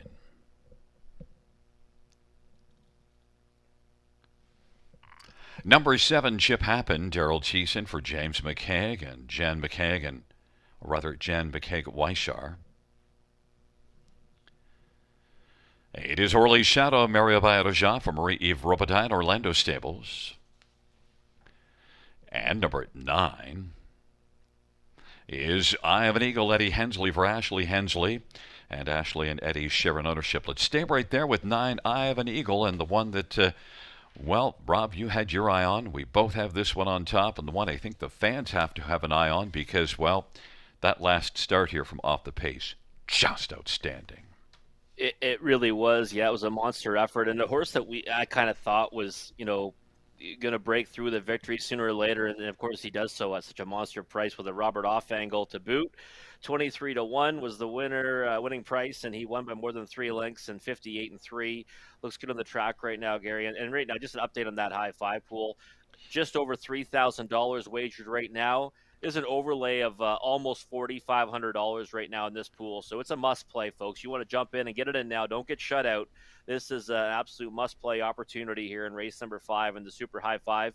And again, it's really there's varying strategies here, right? You can say, you know what, I think the nine's the best in here and put this one on top, and I think many will do that. I think he's a clear one to beat, but it's a matter of what triple he get from the trailing post. If he can just get to clear sailing at some point in the early stages, he should be okay. But he's also made a break before. That's why I was kind of hesitant to use him on like alone or in a small cluster of horses. I went pretty deep in the pick 5 and the pick 4 here. Well, TriStar Carmen is one that you like for second. I like for second. Probably the one you might go to if you think I Have an Eagle. It might have some problems with the trailer post, but TriStar Carmen's last race was just a seventh. Yeah, it was overland quite a bit before fading back to 7th. I think this is a horse that might flourish on the engine. I mean, I'd like to see maybe this horse go forward off the gates. Might be one of the ones that I try in the top, 3 positions if I was going to play a ticket where I try to just get, a price down, maybe for the win, second or third, and then if I Have an Eagle ever misses, you can get a big payout that way. But TriStar Carmen, I thought raced fantastic 2 starts ago, and pretty well 3 starts ago as well. So if you can just forgive him for his latest, where he got bet down to 2-1. Well, you're taking back tremendous value right now at 7-1. I didn't know what to do with Chip Happened because, you see those back-to-back runner-up positions coming into this one, but then it's post 7, and that was Hanover. Yeah, I mean, I follow Hanover too. I give selections for Hanover. And second, Had Me a Whiskey last time. I don't think Had Me a Whiskey would be, out of her element against this group. She was an easy winner on the engine. Before that, Charmbo Titan was a winner by a wide margin over this one. You get Daryl Thiessen aboard, right? Someone who likes to be aggressive, and this is a horse that does have some tactical speed. So my hope would be to go forward off the gate here. Maybe that doesn't happen here, but again, that would be my hope. And with the right kind of trip, I think Chip Happen can land somewhere in this high five. 25-1, that really might be able to spice things up. Somewhere along on this ticket, Massive Tattoo has to be used because has been consistently hitting the high five each of the last 3. Yeah, and these were the ones, remember when we talked about horses, where if you ever want to kind of go the reverse logic and say, I want to play a horse to land in 3rd, 4th, or 5th, it might be, one like the 1 Massive Tattoo or the 2 Timel Twister, because Massive Tattoo just kind of lands in those spots very frequently, and that's just recently, though, right? We said this one kind of turned a corner recently, that third 3 starts ago, and since then has followed it up with a couple of nice 4ths at big prices. Now you're getting a smaller number this time around at 15-1, but it makes sense because this filly's now thrown in 3 pretty decent efforts consecutively. So I think she's got enough tactical speed to get away to a decent spot off the gate. Maybe she just kind of holds her position and lands somewhere in the bottom end of this ticket. And the thing about Timel Twister, much better post position. The last time this one had a good post was 4th.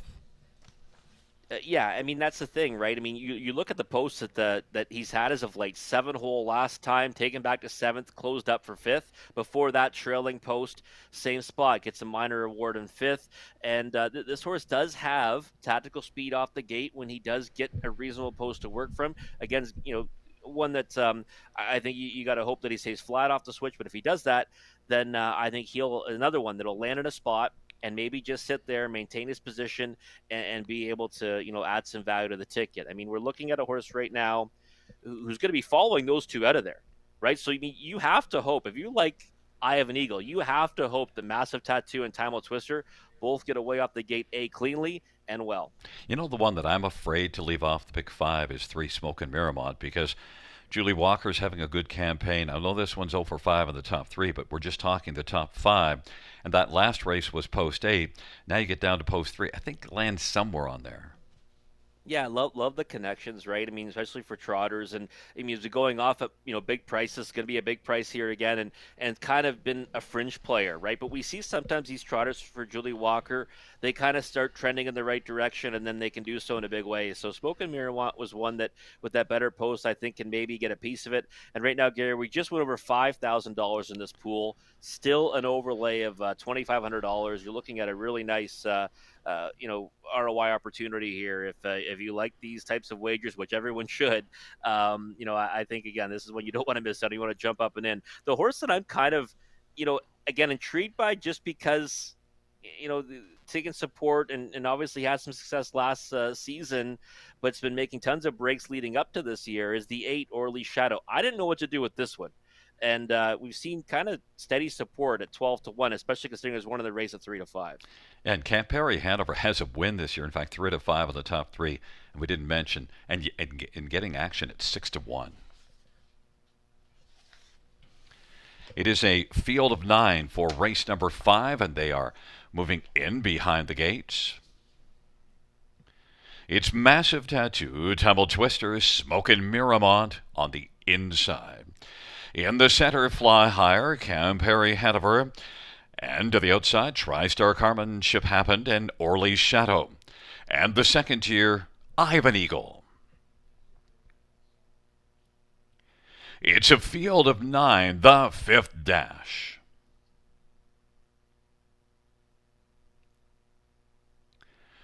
The Trotters, Maiden Trotters, race number 5. Field for the 5th race is all in position. And they're at the start, and TriStar Carmen has broken stride. Orly's Shadow is going to blast from the outside. Then Smokin' Miramont and Chip Happen. Massive Tattoo is 4th. Then Tumble Twister and Fly Higher. Campari Hanover and I Have an Eagle is past just one, and that was the breaking TriStar Carmen. And it is Orly's Shadow at 6 to 1 from post 8 for Mario Baerojan. Smokin' Miramont is 2nd. Chip Happened is 3rd. Massive Tattoo is racing 4th, and now I Have an Eagle has already started to move on the outside.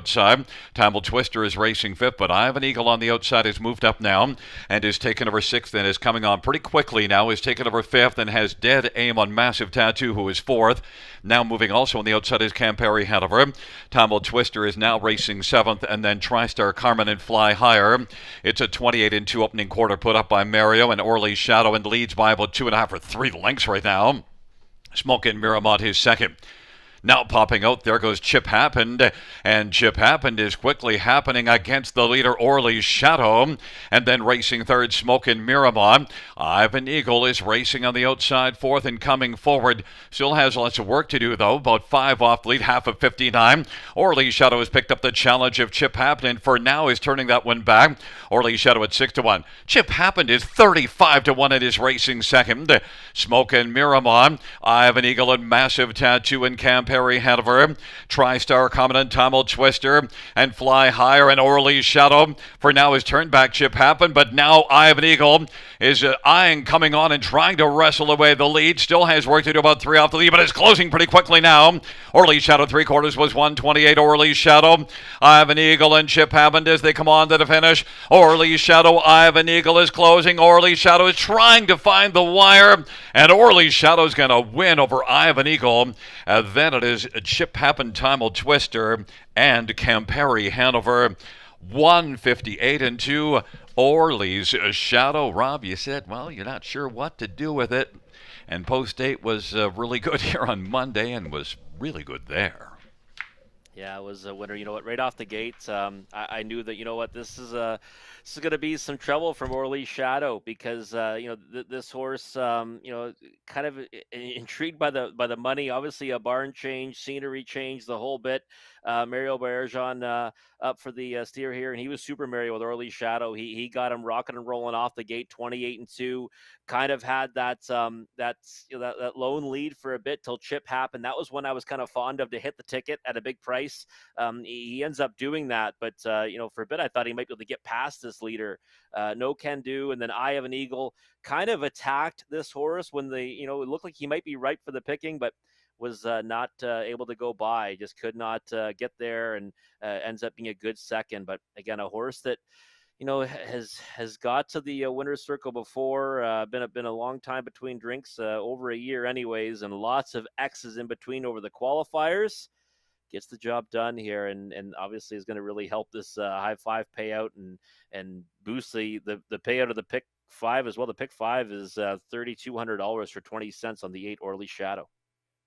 And number seven, Chip Happened to, you saw the tote board there, was 35 to 1. Raced really, really well. Finally, Eye of an Eagle came up and picked up second, but Chip Happened at 35 to 1. Time will Twister, Kemperi, Hanover. Yeah, no, you know what? It's this is going to be a real nice payout, and this is the interesting thing about it too is that I have an eagle, that trailing post. Again, if it's the one you like to put on top, then I hope some people also use them underneath in the second spot because, this is going to be a big payout, right? You got a big pool to work with. You've got a 6-to-1 shot winning it, beating a 1-to-2 shot. Then the big prices happen. And Chip Happen was one that I was very fond of to land somewhere on the ticket. Daryl Thiessen did a great job with him to be third at 35 to 1. And you can see it right there, like you said, lots of prices in and around the favorite Eye of an Eagle here. Well, Chip Happened was your third selection, so you used a longer one for third. That's where he landed. But Ivan Eagle not getting the job done as Orly's Shadow was really good. And Orly's Shadow victorious 5-year-old Lindy's True Grit. Bay horse owned by Orlando Stables, trained by Marie-Eve Robitaille. Mario by Erjaz, the winning driver. Orly's Shadow takes his season's debut and gets a second career win, 158-2.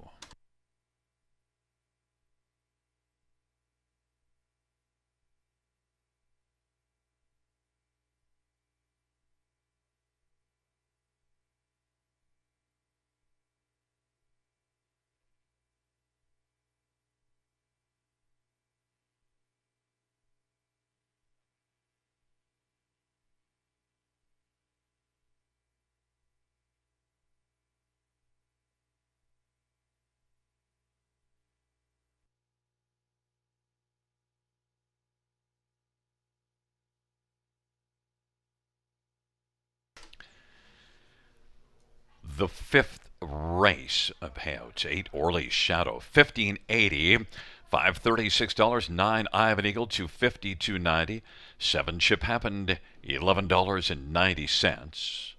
$2 exactor, 32.20. Dollar try, 165.05. Dollar pick three, 331.30. The 20-cent pick four, 1,872.55. The 20-cent pick five, 3,232.47. And a 20-cent high five, 1,642.75. $1,642 on a 20-cent super high five.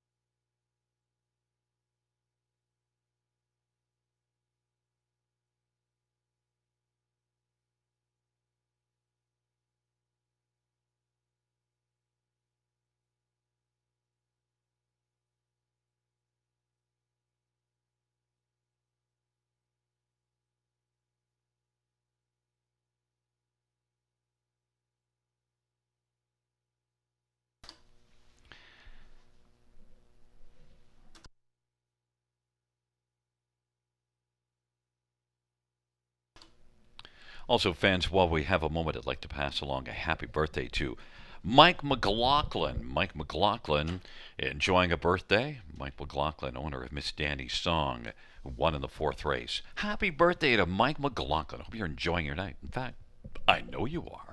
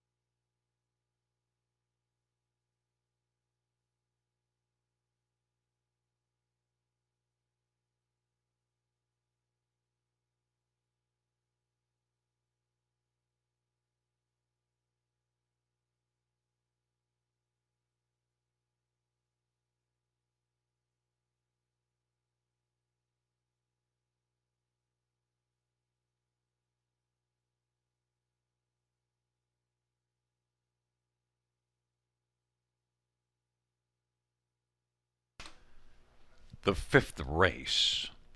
Order of finish from the top down 849 657 312. That's 849 657 312 on the bottom.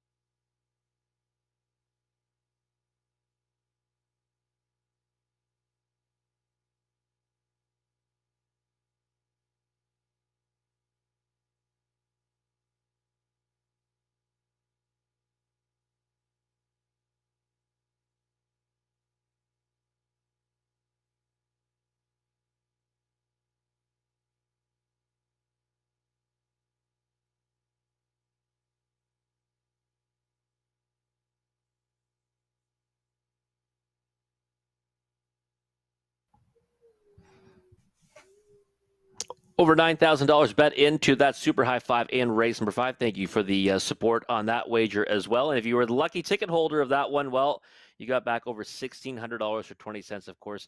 Big favorite. Ivan Eagle ended up finishing second with some big numbers around him.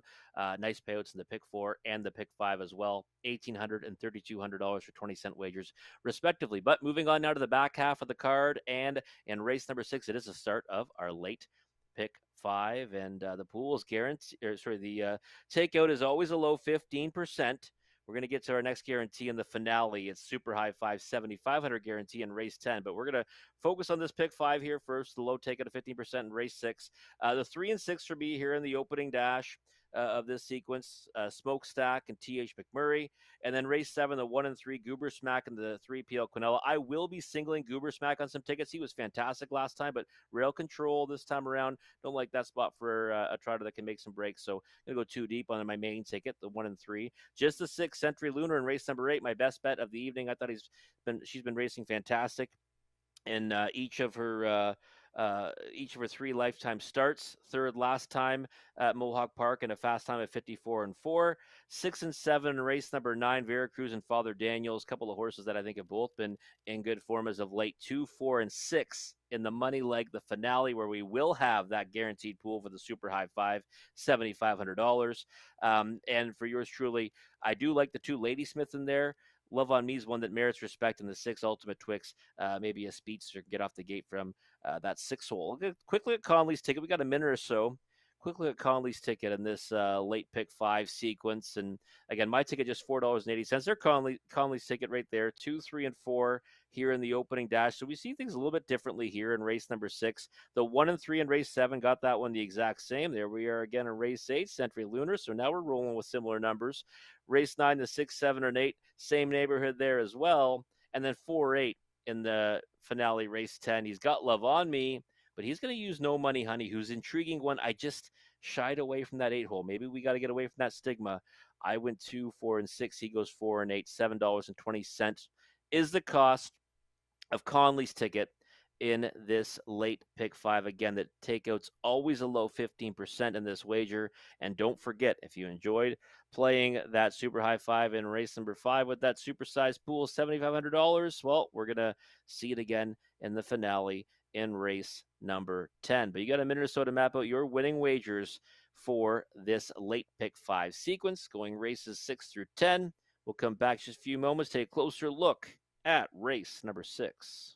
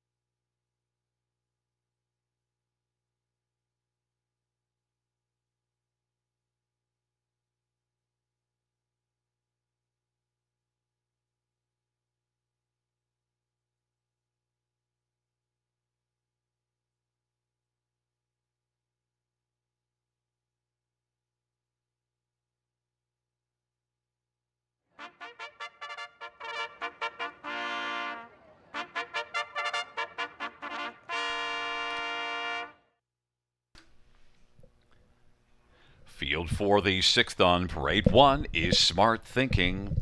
Scott Coulter for Kimby X. Number 2 is B. Stoney. Travis Cullen for Mark Winnicott and Jim Maximo Racing. Number 3 is Smokestack. Sammy Fillion for Brett Lester and Michelle Attards. 4 is I'll Get My Own Thanks. Travis Henry for Dale Fritz and Michael Sawyer and Edward H. in a BWP stable. 5 is Moonwatcher. Dan Meekins drives and trains for Janice Van Nest, and Dan shares in ownership.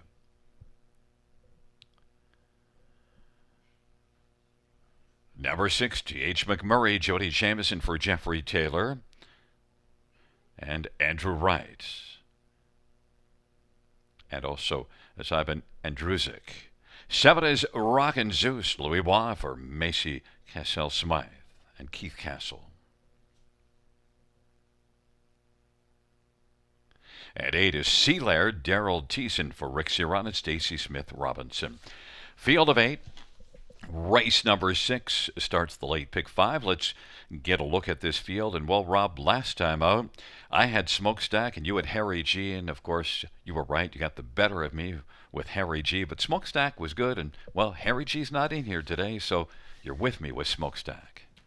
Yeah, I'm with you with Smokestack this time around, Gary. I just, for me, I kind of thought that, again, race well last time to be second to Harry G. Now, Harry G, we know, swells up on the engine, so I wasn't surprised at all when he kind of turned this one away. But like the way Smokestack kind of kept on trucking for second, and this is a horse that's, had success, for trainer Brett Lester. And I think getting that second try at this class here, this lower condition class at the river is going to be the recipe for, a victory here. Now, I don't think it's, a walkover by any stretch. There's some pretty good horses in here, but I just think that off that latest effort with a solid back half, did disappoint as the favorite, but might be able to find redemption here this evening from a similar post 3, and maybe get activated a little sooner in the mile this time around. And you used T.H. McMurray for second. I didn't know what to do with this horse. Look, this was one that was outstanding as a 2-year-old, but this year been a different animal. So I wasn't sure which way to go with this one, and you decided to brave it and go second. Yeah, and I think really that's the main danger, right? T.H. McMurray. The thing for me is, you're right. As a 2-year-old, was a winner at second career start. Was a OSS Gold winner. First start kind of got a little bit stepping behind the gate. Disappointed as a heavy favorite, but did come right back and win at the gold level. Second career start. Then transitioned to the grassroots later on in the season. Won 3 in a row before disappointing as the favorite in the championship event in September. This year, has not had that same success at all, but I do think this now gets to a spot where we might see better things. Second start Lasix as well, which is something that I obviously had to get behind. First time Lasix, but second time Lasix is usually where you want to jump aboard. So Jody Jamieson at the helm, and I think looming as the main danger and maybe the value at 5-2. We both have Moonwatcher in for third, and look, we've been watching this one improve nicely and gets a little bit better post position, but just has looked a little more racy of late. Yeah, it has. The thing with Moonwatcher is I worked on the Horse Players Journal for Friday last night and early this morning. He's right back into going a pop-up series on Friday at Mohawk Park, so he'll race on 1 day rest with Bob McClure aboard. So I think Moonwatcher's been trending in the right direction. That's what I put in my comments on that occasion. Said I'm not going to know how he fared this evening, but he's one that certainly has been knocking at the door and racing better. And we know from seeing this horse in the past, he's kind of a hot and cold type, a streaky type. When he gets good, that's when, he's likely going to kind of keep on moving forward and won't be long before he finds the winner's circle, I don't think. So 10-1 right now on the board. A pretty big price and a horse that with the right kind of trip circumstances might be able to get there. And then number 4, I'll Get My Own Thanks. I'm kind of worried that I used him too low on my ticket for 4th, but that's the same spot you have him. And look, I'll Get My Own Thanks was really good here July the 17th. And then that last race, that was a quick mile. Yeah, it was. I mean, 52 flat was the mile time, and it certainly wasn't too far away from it, right? He was 52 and three, finishing fourth, the Harry G, and he's another one. Just one for 13 this season, but six on the board finishes, and at his best, he's more than capable of getting the better of this group, and we've seen him beat better in the past. So 11-1, another horse is probably going off at a bigger number than you'd expect for this level, but I think it's because the top two in here are pretty quality racehorses. It's a field of 7 for race number 6.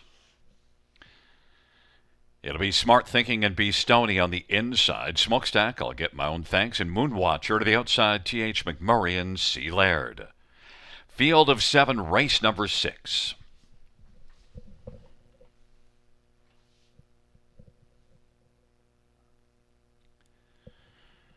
Field of 7 for the 6th race.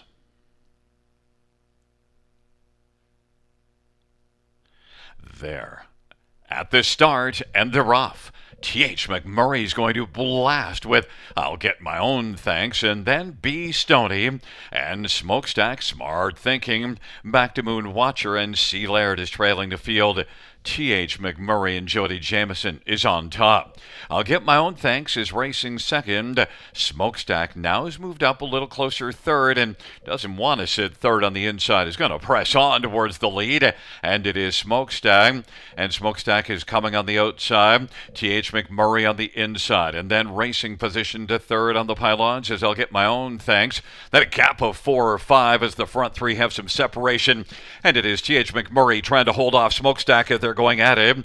And then I'll Get My Own Thanks as third. Then well back, B. Stoney and Smart Thinking, and further back to Moon Watcher.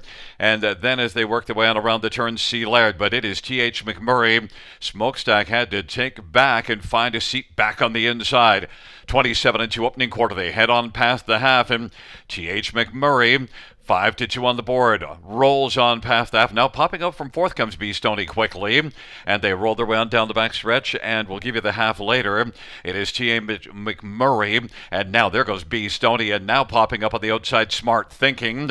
I'll Get My Own Thanks. And now getting shuffled on the inside. Smokestack is back to fifth. The Moonwatcher is sixth. And C. Laird is racing seventh. But T.H. McMurray right now is pouring it on. T.H. McMurray, I'll Get My Own Thanks. B. Stoney on the outside is flattened out. Smokestack is taking the short way around the turn on the inside is third. And now it is T.H. McMurray off three quarters, and they turn for home. T.H. McMurray, here comes I'll Get My Own Thanks, and Smokestack. T.H. McMurray continuing on. T.H. McMurray trying to hold off a late charge from B. Stoney. Or rather, I'll Get My Own Thanks, and it is T.H. McMurray, I'll Get My Own Thanks, and Smokestack on the inside. Those three clearly the best at the finish. We'll give you the mile time later, but you were worried about T.H. McMurray, and Rob, you were right to be worried. Yeah, he was, to me, he was the main danger in here, Gary, and one that I was happy to use in the multi-leg wagers. Just going with the 3 and 6 here at the start of the pick five, and maybe knowing that he was going to be the better price, probably the better move would be to put him on top. But hey, still happy to be trucking in that one. But Jody Jamieson had a game plan there, and it was to get to the lead and then, not let anyone get past, right? And that's how this horse has been good, in earlier parts of his career. And while he hadn't, really shown much this year, this is, like I said, second start Lasix, the time to jump aboard, and also just getting down to a much softer spot. Even last time at Rideau Carlton, this number was a 3,500 last five. This is now is a 1,500 last five. So, water finds its level sometimes, and a horse like T.H. McMurray now, with a little bit of confidence, in his back pocket, might be able to move right back up the class ladder. I mean, 4 for 8 last year, 90,000, no top two finishes this season, but now he's got a victory and a gutsy one at that. And Moonwatcher did, it appear, come on to finish at fourth. We're just looking at those wall of horses there for fourth, but the front three were well in front, and T.H. McMurray clearly the best of that bunch. Although, you know what? When you look at the effort that Smokestack put in chasing T.H. McMurray, I was surprised that he had that much left coming back on at the end. Yeah, it's interesting. Kind of the way he was last time too, to an extent. Like got to second, faded back a spot, then came back on again for the play spot. This time around, you're right, kind of used hard. in the early stages, and then still, made a pretty good race of it late. He has to settle for the show spot, but wow, it's kind of unfair that he's got to settle for that spot with how close he was to the victory. I'll got my own things. Another one too, we got to watch, right? Because he's a classy veteran that, if he gets good, he might be able to kind of maybe rack up some victories at around this level and move up the class ladder as well. But happy to see TH McMurray, end up, getting to the winner's circle for the first time this season, and hopefully this can lead to better things for him. And I thought Moonwatcher was fourth, but apparently that wasn't smart thinking, Rob. Yeah, no, it's okay. I mean, smart thinking was there. Moonwatcher Friday night. I mean, maybe he can do some good things at Mohawk Park, and Jody, and Ambassador, as always, talking to the fans as he comes to the winner's circle. Back in front of us, T.H. McMurray. T.H. McMurray, 3-year-old McWicked Bay Gelding, owned by Jeffrey Taylor and Simon Andrusic and Andrew Wright. Jeffrey Taylor is the trainer. Jody Jameson, winning driver. First win of the year. Fifth win for T.H. McMurray. 152-4.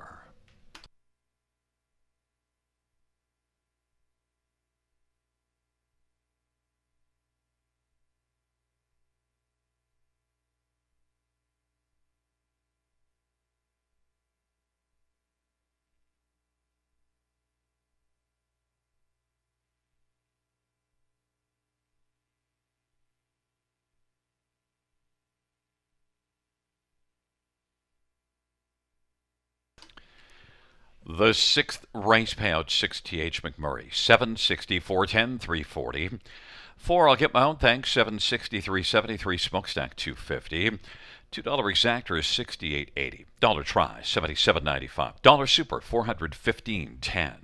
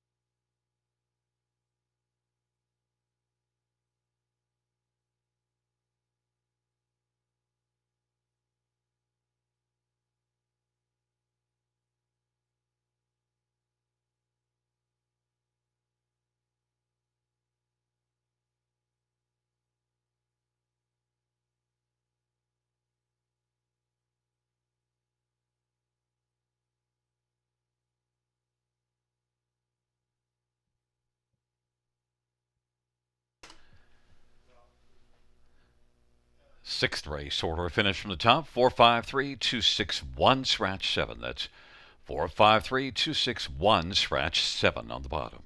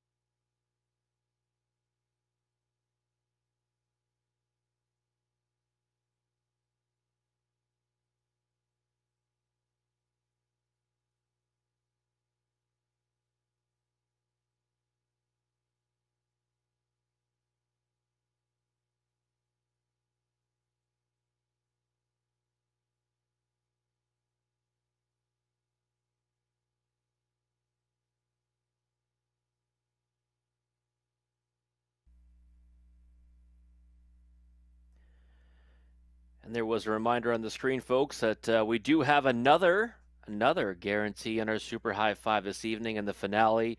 $7,500 is the guarantee on the Super High Five and race number 10. Another great wagering opportunity awaits in that dash. But before then, we do have the late pick four to talk about, starting right here in race number 7. Low takeout, 15%. And there's my ticket. Relatively inexpensive, kind of keeping it cheaper in these later multi-leg wagers. I've got the 1 and 3 here. Goober Smack, the clear one to beat. Gonna use the 3 Peel Quinella again. Thought it was a decent effort to be second to that one last time out, so we'll use both of them. Just the 6 Century Lunar is my best bet in race number 8. We got our spot play down to a nice price of $11 in race number 4. Now we're going to look to get our best bet down in another division of the prospects. Here's your 2-year-old pacing fillies in race number 8, the 6 Century Lunar. And then race 9, the 6 and 7, Father Daniels and Veracruz. I think they both are in good form right now. Father Daniels intrigues me because closed up nicely to be second last time. She trots a lot, but Veracruz is on a 2-race win streak and might just keep on trucking in there. Finale 2, 4, and 6. I like the 2. Ladysmith has missed a bit of time between starts, anyways. Now racing for a new barn.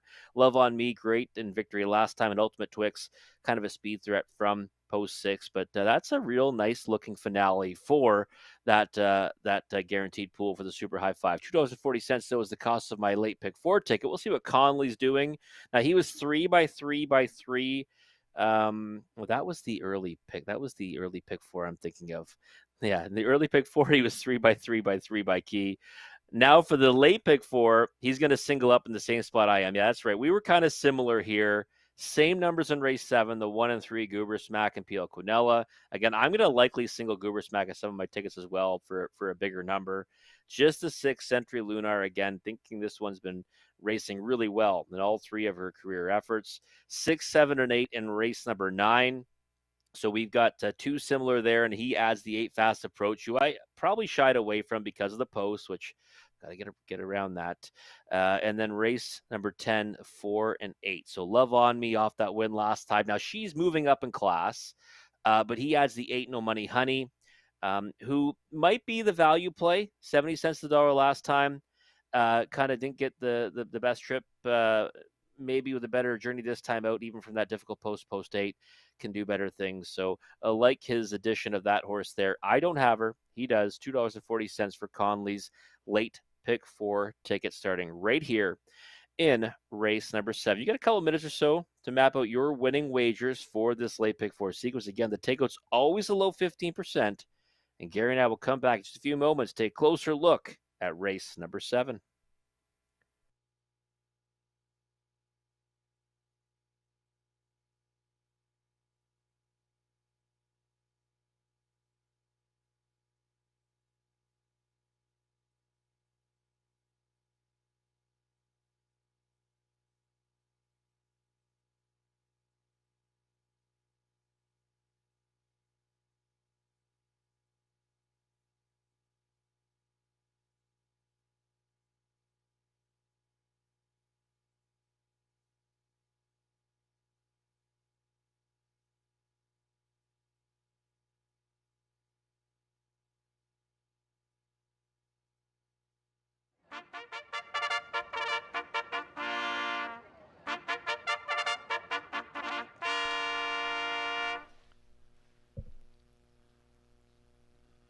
Field 4, race 7 on parade. One is Goober Smack. Tyler Borth for Suzanne Kerwood and SNR Racing.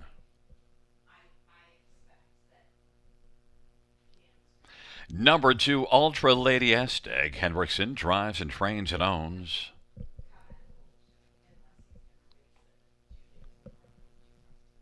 Number 3 is PL Canella. Brett McDonough from Matt Dupuis.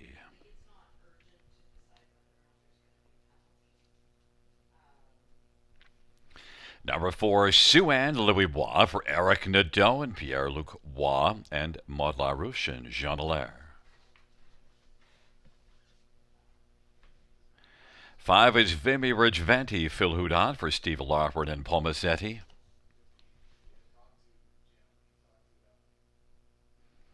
And number 6, Wizard Wally. Mark Goddard drives and trains for Howard Kaufman and Bryn Mawr and Joshua Kaufman.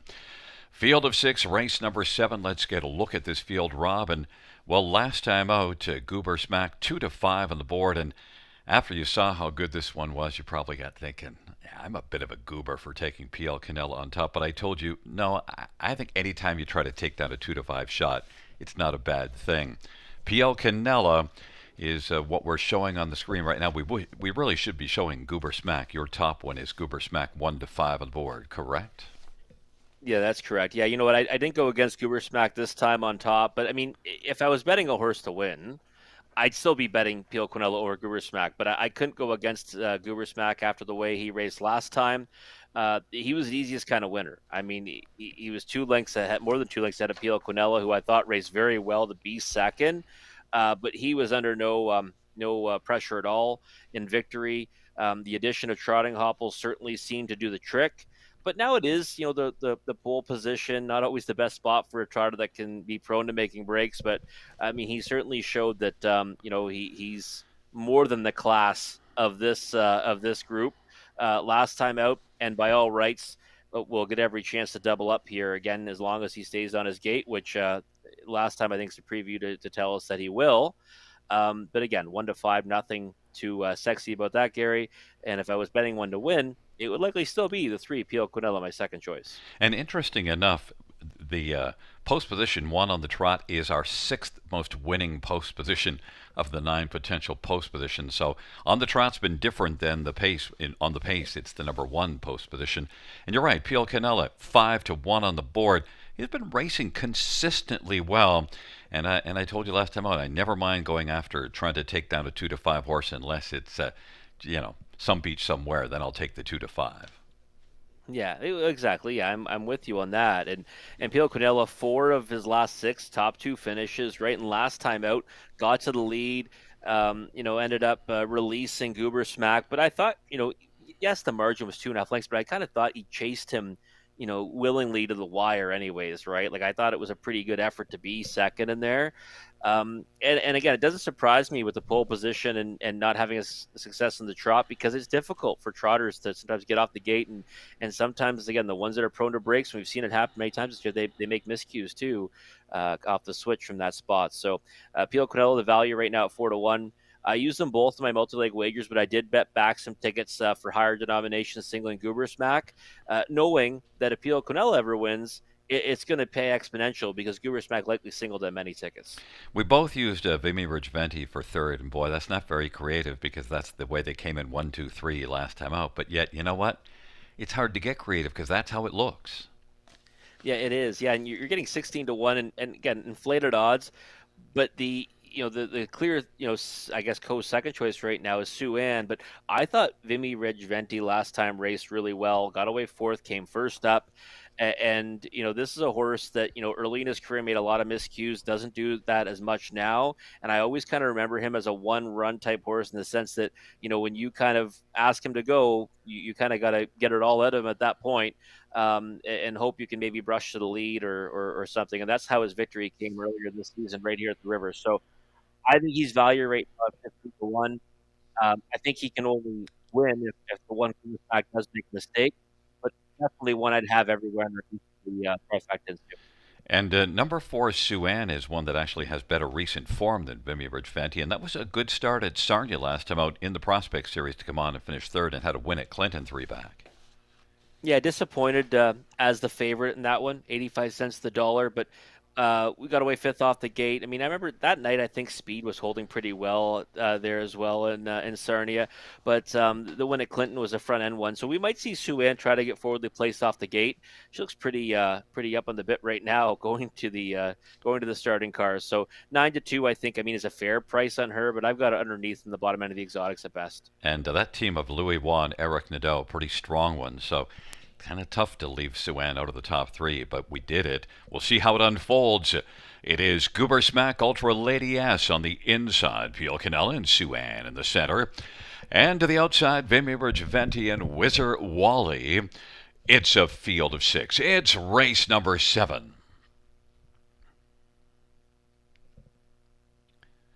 Goober Smack just a little bit off the gate, just moving in gently. Field of 6 trotters for the 7th race is at the start, and they're off. And getting out is Suan, blasting with Ultra Lady S and Pio Canella, Goober Smack. Then it is Whizzer Wally and Vimy Ridgeventi. And now Suan has got the lead. Suan, Ultra Lady S, Goober Smack, third in the early action in front of Pio Canella. Then Vimy Ridgeventi and Whizzer Wally. But right now, Suan at 7-1 is on fire for Louis Waugh. Ultra Lady S is getting a good trip racing in the pocket right now. Goober Smack is positioned third, and now is going to come to the outside for Tyler Borth. And Goober Smack is quickly coming up, and now looking over his right shoulder, Louis Waugh can see Goober Smack on the move, and Goober Smack is going to take the front, and with no challenge, and Suan is glad to race the pocket right now. Ultra Lady S is racing third, and PL Canella is fourth as they work their way on into the backstretch, and then it is back to Vimy Ridgeventi and Whizzer Wally off a 27-4 opening quarter. They race their way on past the half, and it's Goober Smack 1-9 on the board. Sue Ann is right there in the pocket, and Ultra Lady S is racing third, and then popping to the outside is PL Canella. Now PL Canella is quickly on the move, and on the inside Ultra Lady S is racing fourth. Then it is Vimy Ridgeventi and Whizzer Wally. Goober Smack rolls up to 3/4, and now coming on the outside, Pio Canella is looking to tackle Goober Smack. Goober Smack and Tyler Borth still sitting still. On the outside is Pio Canella. Suan on the inside third. Vimy Ridgeventi, Ultra Lady S, and Whizzer Wally. It is Goober Smack and Tyler Borth, and on the outside, Pio Canella and Brett McDonald. They turn from Goober Smack on the inside. Pio Canella trying to come to Goober Smack. Goober Smack and Pio Canella. Goober Smack continues on, and Goober Smack is sharp to the finish and is not receiving much urging. A couple little taps at the finish there, but then it was Pio Canella and Sue Ann, and we'll give you the mile time later. But Goober Smack didn't really, I don't think, was it tested as much as maybe it looked like coming down the lane, Rob. Yeah, maybe not. I mean, definitely there was some urging there, no doubt about it. Over 8,000 in the late pick four pool. Thanks for the support on that one, folks. It's a nice little pool going forward here in that wager. But yeah, Goober Smack. I mean, I thought once got away cleanly, get to the front. After that, it's probably a formality at that point. But Bio Quinella, I like to call horses useful horses, and that's just a horse usually that is one that I'd like to own, right? Because they typically get big pieces of it, and they always try hard. And Jody Jameson told me once that that's the key in harness racing is finding horses that try hard. They might not win a little time, but if they try hard, you'll do pretty well. And Pio Quinella kind of fits that bill, right, Gary? Like fought right to the wire there, did make Goober Smack work for it a little bit, and was a rock solid second again. And now is going to boost his earnings this year and his career earnings a little more, just 4 victories, but now he's going to go over $65,000 in career earnings. Yeah, well, he did make him work for it. All I meant was, I think if he had to work harder, he probably could have too. And look, also, you can kind of maybe just fall asleep a little bit on the lead, and then you do see that slow mo. I mean, it's not like PL Canella is far off of him, but Goober Smack still, it's Tyler's not having to chase him really hard on down the lane. Yeah, and I think that we don't they don't really want to have that happen too much there. I mean, a couple of taps there to the wire there from Tyler, but Goober Smack's going to have bigger races on the schedule, right? I mean, this is a horse that's been racing at the OSS Gold level, and obviously, had some issues making breaks this year, but was still picking up prizes here and there against some very good horses, fifth in the good time. So I think these are going to serve as some confidence building, heart building victories to move on to bigger and better things, and that's why he's 1-9 against this group. And hopefully again he can kind of keep minding his manners of trotting hopples. He can do good things at that level as well. Nice job by Tyler also with post position one, just being kind of gentle early.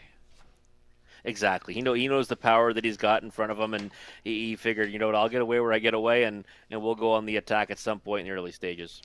Back in front of us, the winner of race number 7. It is one Goober Smack. 3-year-old Flanagan Memory Bay Colt owned by S&R Racing. Suzanne Kerwood is the trainer. Tyler Borth, the winning driver. It is the second win for Goober Smack in a row, second this year, fifth lifetime. Goober Smack takes race number 7.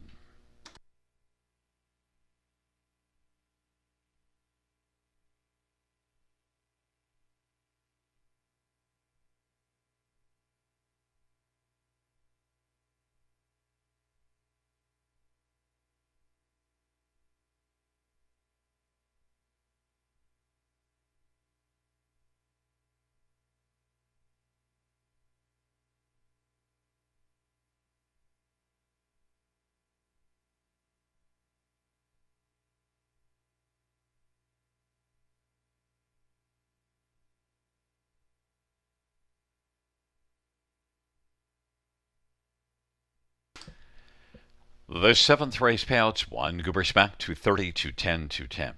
3 PL Canella, 270, 210, and 4 Suan, 250. $2 exactor, 420, dollar try, 440, dollar super, 965.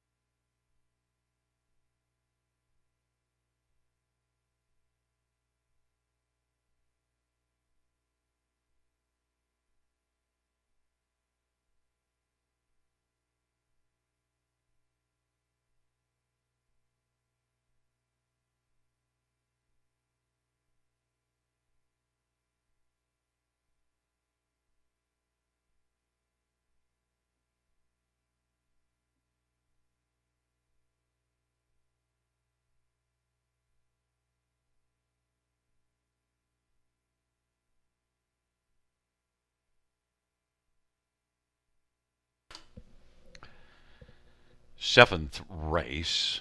Order of finish from the top. 1, 4, 2, 3, 5, 6. That's 1, 4, 2, 3, 5, 6.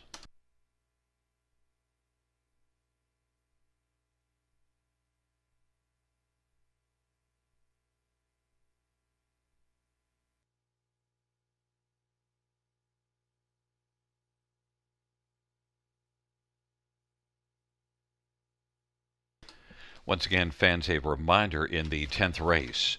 That Super High 5 guaranteed pool 7,500. That is race 10. The Super High 5 guaranteed pool 7,500.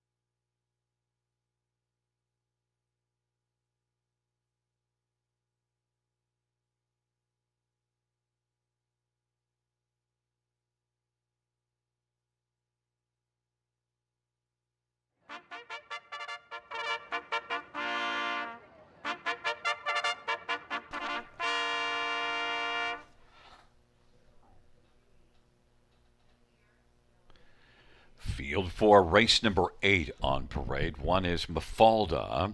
Scott Young for Benoit Baillargeon, Santovina, and Nunziovina. Number 2 is Wickedly Smart. Anthony Hahn from Meg Crone and Clan Hahn and Tom Gillis. Number 3 is Bright on Wait and See. Garrett Rooney for Kendall Ron and Bright on Farms. For his good pride, Sylvain Grenier drives and trains and owns. 5 is Century Liberty, Austin Sorry for Joe Perrin, William Johnstone, and William Gillen.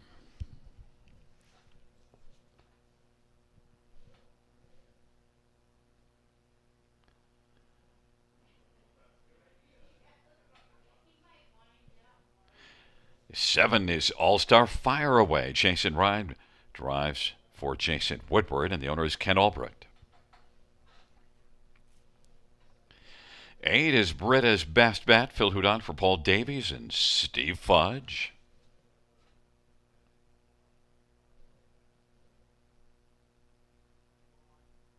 And number 6, Century Lunar. Louis Waugh for Eric Nadeau and French Connection Racing. And Louis shares in ownership along with Gaston Bibo. Field of 8, race number 8. Let's get a look at this field. Let's stay right there with number 6, Century Lunar. 4 to 5 on the board. And Century Lunar, 3 starts, 3 top 3 finishes. Certainly looks like the one to take in here. Those last 2 trips at Mohawk, you saw them both 54 and 4 last time out. Yeah, exactly. You know what, Gary? That was kind of now the starts were good before that, but I kind of took more notice of her in that one because she was kind of angling off horses in the stretch and then kind of chasing those top 2 finishers who I think would be a pretty short price against this group with all kind of guts to the wire. Anyways, 27-1 final quarter, back half 55-3, and like I said, she was not giving up. She kept on fighting to the wire even though she couldn't get near them. Love to see that from a racehorse, and only missed by half a length to Stellar Manipulation 2 starts ago. Another horse I'm fond of. It was an easy winner at Kawartha Downs in the Prospect Series July 19th. So looks pretty good on the track right now. I thought she would get a lot of support in here. She's my single in all the multi-leg wagers and labeled as my best bet of the night. She looks pretty muscular for a 2-year-old filly. And look, also one that can muscle off the gate. Yeah, absolutely. That's the thing with her. You know, she's kind of a versatile type. I mean, I think last time out she sat third, but she certainly was still forwardly placed against a solid group, and has shown tactical speed in the past. And I think we're going to see that from her this evening with Louis Waugh aboard. Bright on Wait and See is maybe the most logical one to use under, although the tote board's not telling you that because the tote board's kind of spread out after Century Lunar, but also back-to-back runner-up finishes.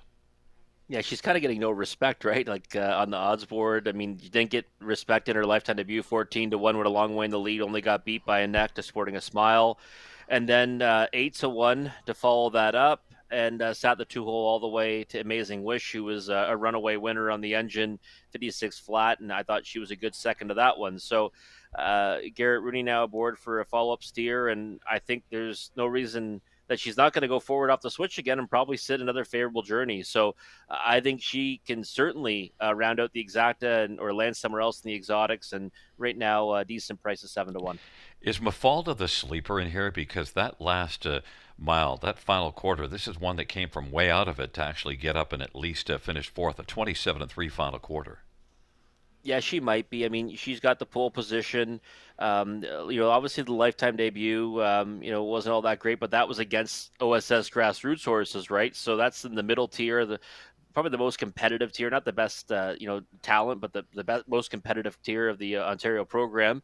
Was a winner in the Prospect Series 2 starts ago, and then just left with a lot of work to do last time and closed up nice to be 4th at Mohawk Park with that final quarter speed of 27-3. So I think Mafalda's one that, in with a chance. I think it'll be tough to get the better of Century Lunar, but I do think Mafalda's one you have to have in the exotics. Wickedly Smart, I don't know. Like, look, the back half suggests that there's a lot more there. They weren't doing much in the first half, but you sometimes see that in qualifiers where they really only go half a mile. Yeah, and it was Amazing Wish was the winner, right? Who was a runaway in that as well, and kind of a wrapped up winner in that qualifier. No shame in being second to that one in a race where there's no dough on the line, and a horse that does come out of a mare that's got one horse anyways has made 163,000. So I think that this is one you don't want to ignore. Big price right now, 13-1. It's a field of 8. Mafalda, Wickedly Smart and Bright on Wait and See. In the center, Good Pride and Century Liberty. And to the outside, Century Lunar, All Star Fire Away, and Brita's Best Bet.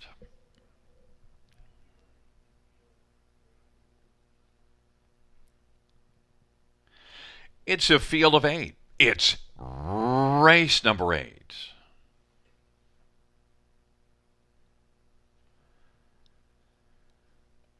Field for the 8th race is at the start of the round in Century Liberty, British Best Bet, Bright Out, Wait and See. Century Lunar right now is 4th, and then Mafalda. Wickedly Smart, Good Pride, and All-Star Fire Away has yet to fire, is trailing the field. Century Liberty at 40-1 has the front, and racing second, British Best Bet. Then it is Bright Out, Wait and See in front of Century Lunar, then Mafalda. Then it is Wickedly Smart, back to Good Pride, and All-Star Fire Away. Century Liberty's got the front as they roll on past us. 27-2 opening quarter. British Best Bet second, Bright Out Wait and See third. Century Lunar is racing position 4th right now and is still on the inside. Then Mafalda and back to Wickedly Smart. Now popping to the outside goes All-Star Fire Away, and then trailing the field is Good Pride, and they roll on past the half, and Century Liberty at 40-1 is still the one they have to beat. 57-1 the halftime. Brita's Best Bet is racing second. Now Century Lunar is looking to orbit up and challenge the front. Bright on Wait and See is 4th. Mafalda is still back there 5th. Then Wickedly Smart and All-Star Fire Away. Century Liberty, but now Century Lunar on the outside is getting closer as they work their way on up to 3/4. Century Liberty and Century Lunar. The Centuries have the top 2 spots, and then Brita's Best Bet is still there in the hunt on the inside 3rd. Now Century Lunar is able to orbit right up and grab the front. Century Liberty is second. Then British Best Bet. Mafalda is kicking in late. 3/4, 126 on down the stretch where they come. Century Lunar. Then on the inside, Century Liberty is still holding on to second. British Best Bet and Mafalda, but it is Century Lunar to win it. British Best Bet stuck around for second. Third is between Mafalda and Century Liberty. 155-4 for Century Lunar. Was relaxed early, but not relaxed late. Was charging at the finish, Robert. Yeah, she sure was, Gary. And you know what? Listen, she's been racing fantastic in her 3 career starts so far. I mean, it was a winner at first asking, solid second to follow that up, and last time Mohawk Park, chasing a couple of good ones to the wire, very gamely. This time around, like you said, relaxed. You know, a horse that's certainly, proving she can be versatile in her racing style. She gets away 4th. She comes first over. Not a bad place to be when you're doing it against a long-priced horse that's been kind of freewheeling on the engine through pretty, legit fractions. And she just goes straight on by and goes on to score with ease at a short price. Happy to get both of our plays of the night down. I mean, best bet 1-5. I wouldn't say that's really a best bet, but the other one we got down was $11. So we're happy with that. The $11 one was tremendous because I'm still shocked you got $11. Yeah, well, hey, listen, I mean, raced fantastic, and looking forward to see her race again. But hey, Century Lunar here, look at under tight lines too to Louis Philippe Bois. I mean, this is one that we might see maybe venture into bigger things this season, because has not had a poor start yet, and looks like she's kind of getting better with every time she steps on the track. I threw Brita's Best Bet on the bottom of my ticket. I should have gone higher up because there is Brita's Best Bet to finish second. Yeah, nice effort from that one. Phil Houdon picks up the drive, post 8 to work from. Got away in a nice spot off the gates and waited for the right time to pounce. I think knew that there was no way ever getting to Century Lunar, but can get into the play spot. It's going to help the exotics. But Century Liberty, a horse that was freewheeling out there, traveling legit times throughout. Rounds of the trifecta, holds off Mafalda for third, so 4-1. This will help the exotics. Yeah, hasn't been getting respect with 71-1 last time at Mohawk, and then here at 40. That's dropping. Yeah, big time. You know what? And that's the thing is that transition, right? Mohawk Park to here. I mean, we probably should have give that one a little more respect on the ticket, anyways. It's a 6-8-5-1 top 4, and back in front of us is number 6, Century Lunar. Winning drive to Louis Philippe Roy. Eric Nadeau is the trainer. The owner is French Connection Racing and Louis Roy, along with Gaston Bippo.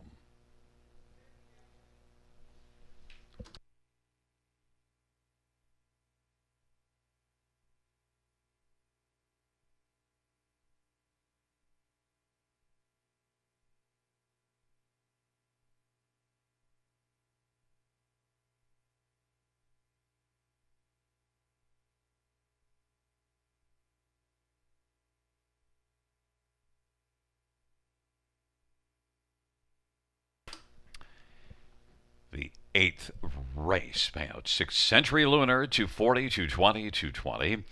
8 British Best Bet 740 and 410, and 5 Century Liberty 1060. $2 exactors 32.80. The dollar tries 154.95. Dollar superfecta 787.65.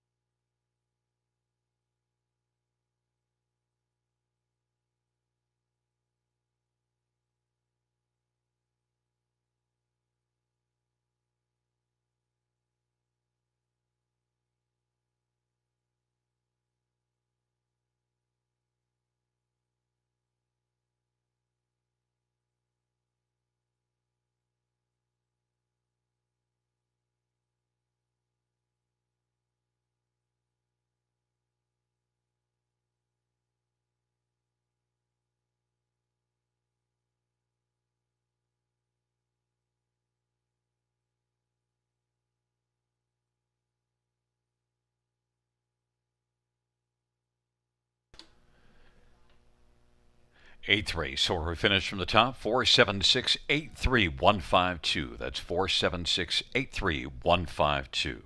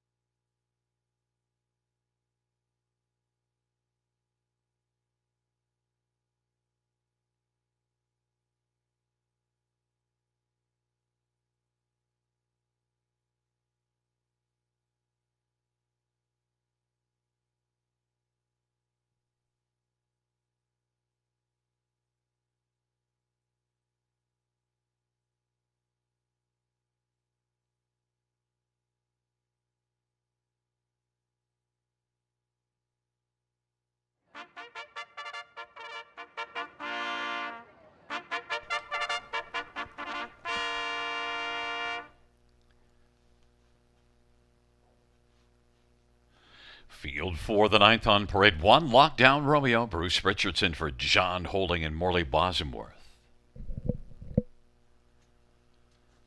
Number 2, Incredible Hall. Jimmy Gagnon for Drew Smythe and Paul Smythe. 3 is Quick Fix. Travis Cullen for Kevin Botts.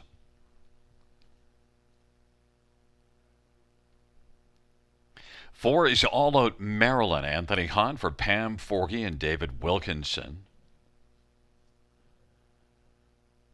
5 is Century Isaiah. Ron Waples Jr. drives and trains for Dr. Sheila Atmore. Number 6, Vera Cruz. Scott Young for Timothy Cherwaco and Gary Green.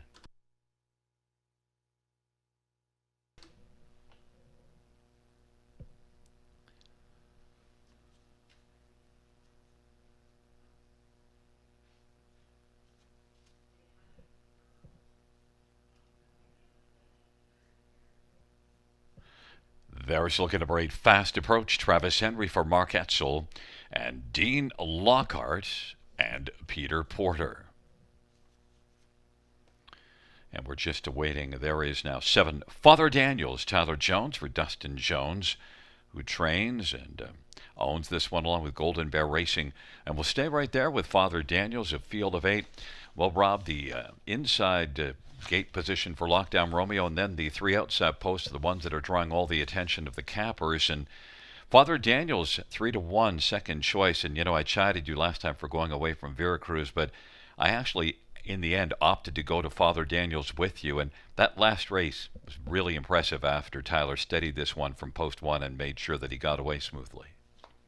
Yeah, it was. I thought it was a real good effort. And then, 2 back, made that break in stride. So coming into that start, right, needing a flat line and still doing that 27 and 3 third quarter caught my eye and did really well to be second to She Trots a Lot, who was on fire on the engine.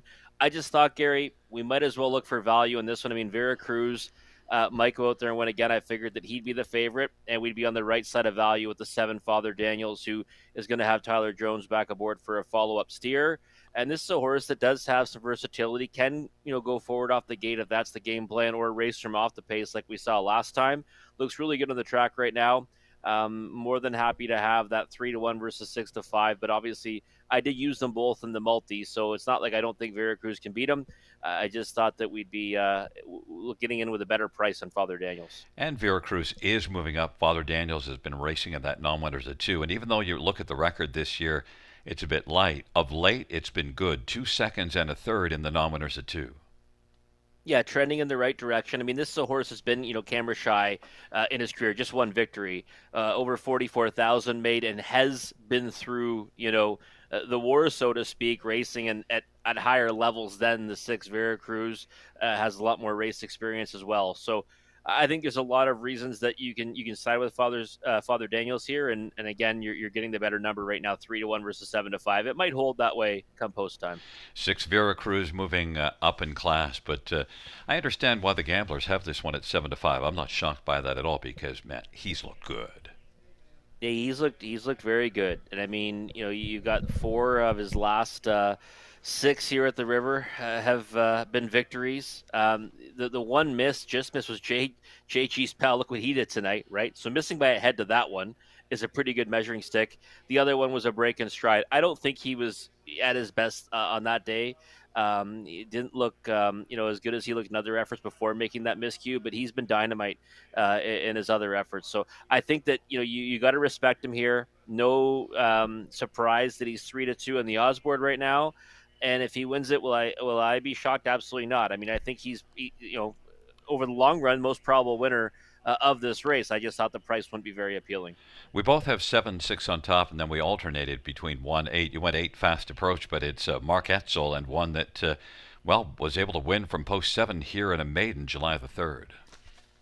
Yeah, and last time out, went to numbers a two, got bet off the board at Georgian Downs, got away fifth off the gate, shuffled back to eighth, no chance. I thought raced well to be fifth, was only just over 2 lengths away from the winner. Now you get back to the river where he was a winner last time he raced here, and also you get Travis Henry aboard.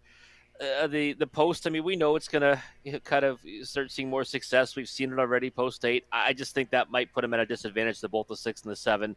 But I do like him underneath in the trifecta and super. And then, of course, we both used one Lockdown Romeo because he gets forwardly placed. Yeah, he does absolutely. Pole position, got forwardly placed last time, stuck around for third to JG's pal. The time before that, solid effort to be third. Ended up on the vets list after that one, but looked good to go last time, and no reason to think he can't get in the exotics this time. How about the support for the four? All Out Maryland, 5-2, now 3-1. Last time out, she had the lead fair and square, and ended up shortening stride pretty badly in the late stages, Gary. Yeah, but it's Pam Forgian been putting up big numbers and was good in the grassroots only 2 races ago. Yeah, she's in. Listen, I mean, if you take that latest one out and the way she finished, I'd likely be going in her direction, but I just couldn't do so tonight. We'll see how she fares. Well, we both have Father Daniels light in the win column, but we hope to double up that total here in the win column with this one in the 9th race. It's a field of 8 as they're making a fast approach towards the start of this dash.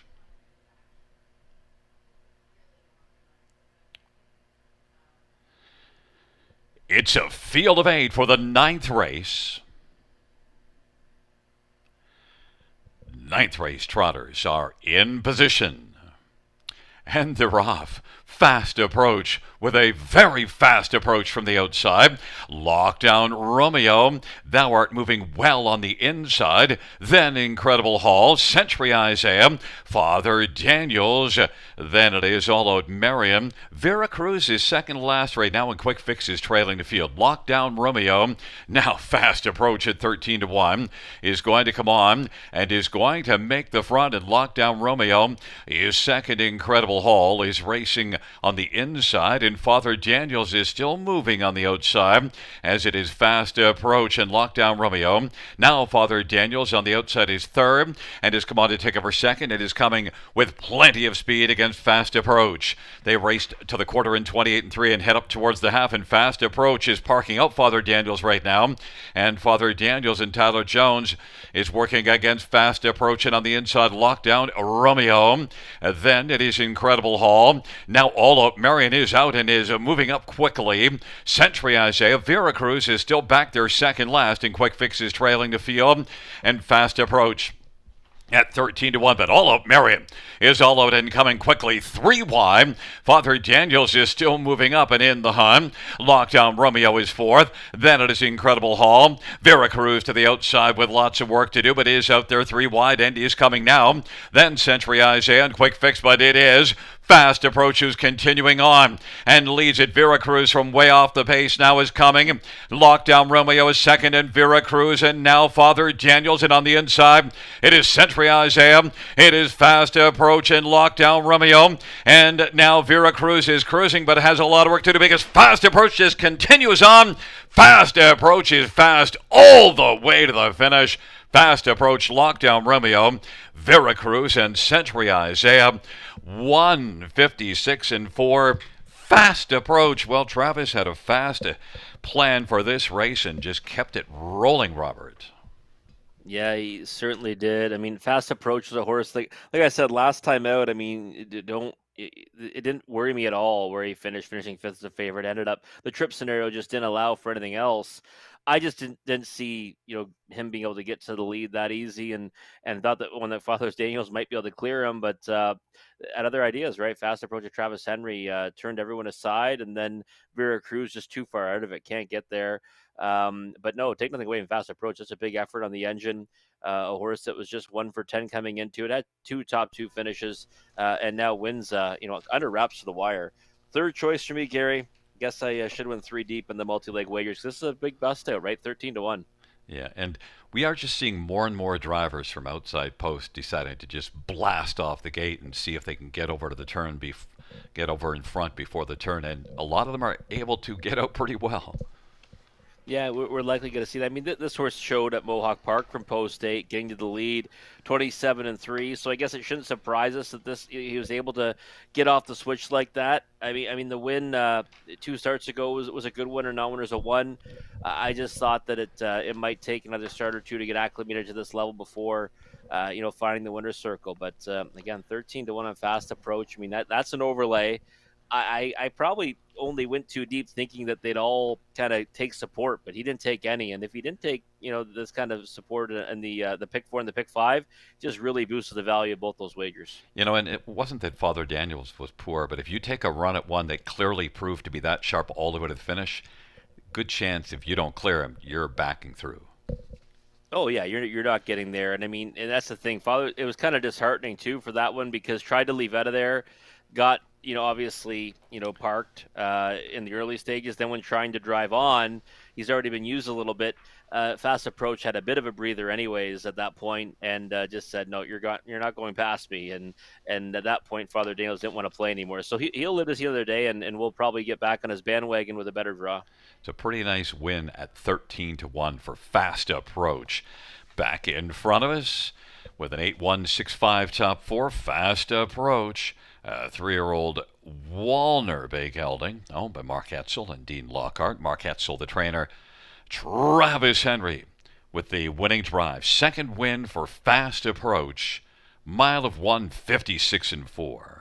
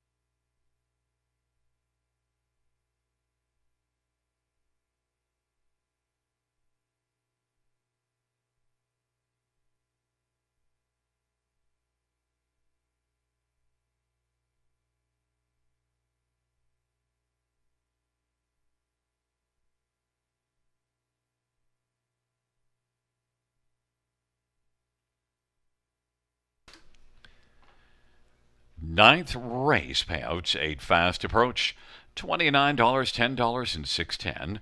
1 Lockdown Romeo, $10.90 and $4, and 6 Vera Cruz, $2.30. $2 exactor of 8 and 1, $374.40. Dollar Drive, $517.90. A 20-cent superfecta, $3,707.66. We're going to need a bigger boat. Fans note the 10th race is up next, featuring that super high five, 7,500 guaranteed in the pool. 10 minutes to post time.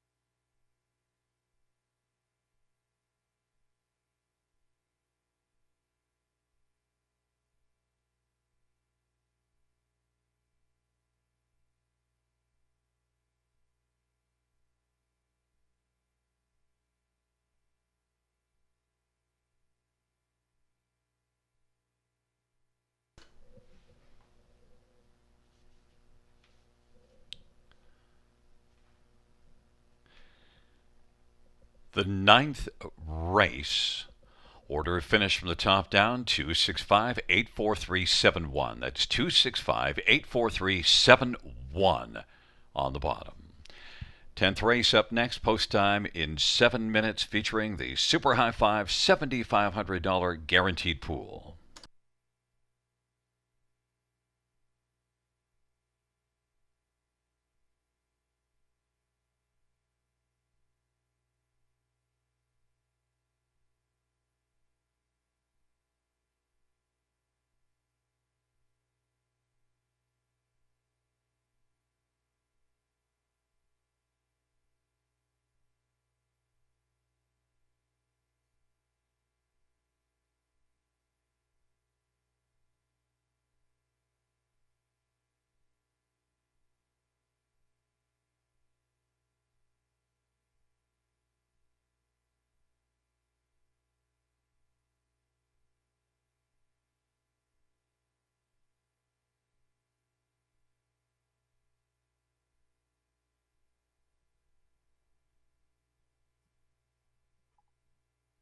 Sounds good.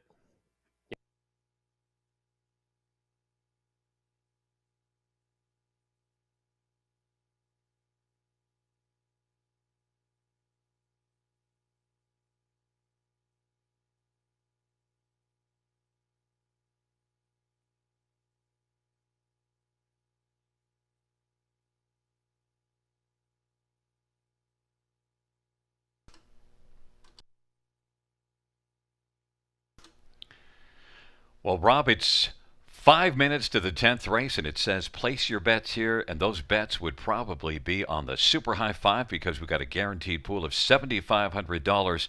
You know, the first problem I'm having handicapping this one is you might want to try to throw a horse or two out that you don't think can get onto the ticket.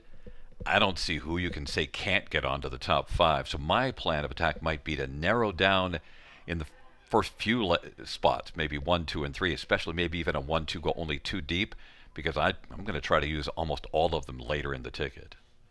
Yeah, I mean, I typically will go to the all button for the fifth spot on almost all my tickets, unless I really have a strong opinion about a race. But this one here, I mean, you're right. I mean, it's a competitive dash. I kind of said that all night, and even earlier today, looking at this card, that this was a race that should be a good one. I mean, these are horses that have met before. Some of them are moving up, some are moving down. Many have been racing at this level, and I think it's a very competitive looking race that is even more intriguing because of the horses where they've drawn and the horses that have tactical speed and others that don't. So I think no matter what, Gary, it's going to be a great dash, and we should see a good payout in that Super High Five with that guaranteed pool, $7,500 right now, just under $2,000 in the pool.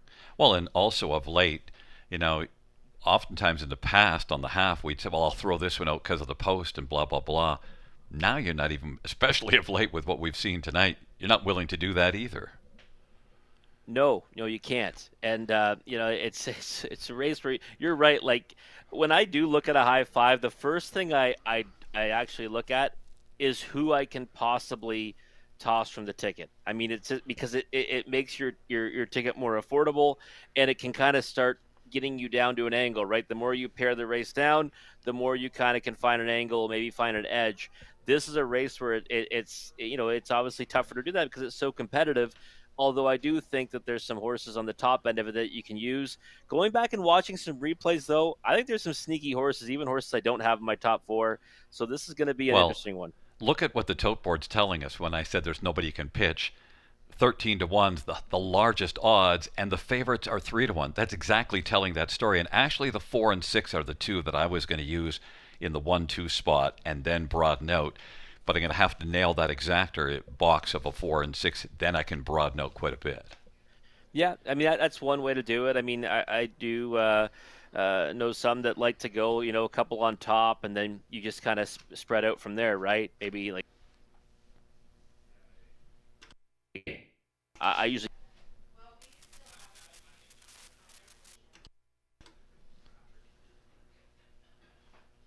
Looks like just for a moment, Robert, we have lost your sound, and maybe you've decided to just cut the conversation and get working on your ticket. and I think that this one here, at 12 to 1 is definitely worth using on the ticket. And we've been talking over and over again about post 8 and how it's been kind of tricky to do anything from there. Well, maybe No Money Honey can do a little more this time out after getting a flat line to her credit. Well, and also back half of 56 and 4 last time out. So if you're racing from off the pace, look how far off the pace she was, and she came flying late to be beaten just a length and 3/4. Yeah, she did. No, and that's why, I was trying to, do a little more work in between races on this race in particular because we've got that $7,500 guaranteed pool. Um, and again, she's the one that I think I overlooked before that I think you have to use on the tickets. Maybe even higher up on the ticket, especially the price she's at right now, 13 to 1. The only another one that maybe you could pitch, but boy, I tell you, I'd be afraid because she was good earlier. That's Hot Tub Pop and Bubbly. But look at last race. Yeah, missed the ticket, sixth, beaten a length and 3/4. It's just whenever you keep looking for a horse to try to throw, you say, oh well, I don't know. Yeah, no, it's pretty tricky, and she was first up in there too, right? So that means that if you flip her strip scenario this time around, I think she can certainly land somewhere on the ticket, anyways. So, I mean, for me, I think the 4 Love on Me has been racing well enough in the condition claiming ranks where you could maybe play her, the top 2 positions, and maybe surround her with some horses, much like if you've done with one like I Have an Eagle in race number 5, then maybe you come out with that winning ticket at over $1,600 for 20 cents, right? But again, very intriguing race. I mean, I sided with the 2 and 4 as my main 2 players here on top, but I'll be looking to the 8 No Money Honey as one to use pretty much everywhere to maybe boost the value on the ticket. Well, we'll discuss that ticket further as we get the horses coming out on post break very shortly. It is that super high five. Rob and I will be back just shortly. We'll have the post break coming out in just about 30 seconds to a minute. Don't forget, again, it's that $7,500 guaranteed pool, the super high five, up next.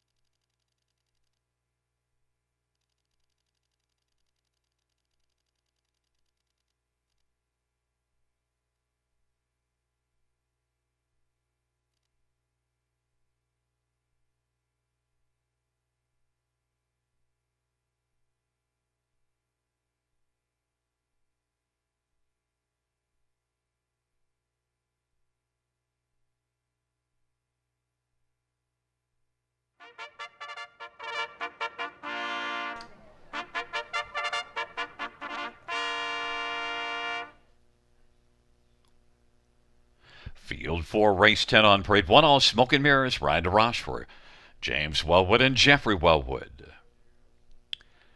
Number 2 is Lady Smith, Sammy Filia for Rafael Barassa and Michelle Legacy.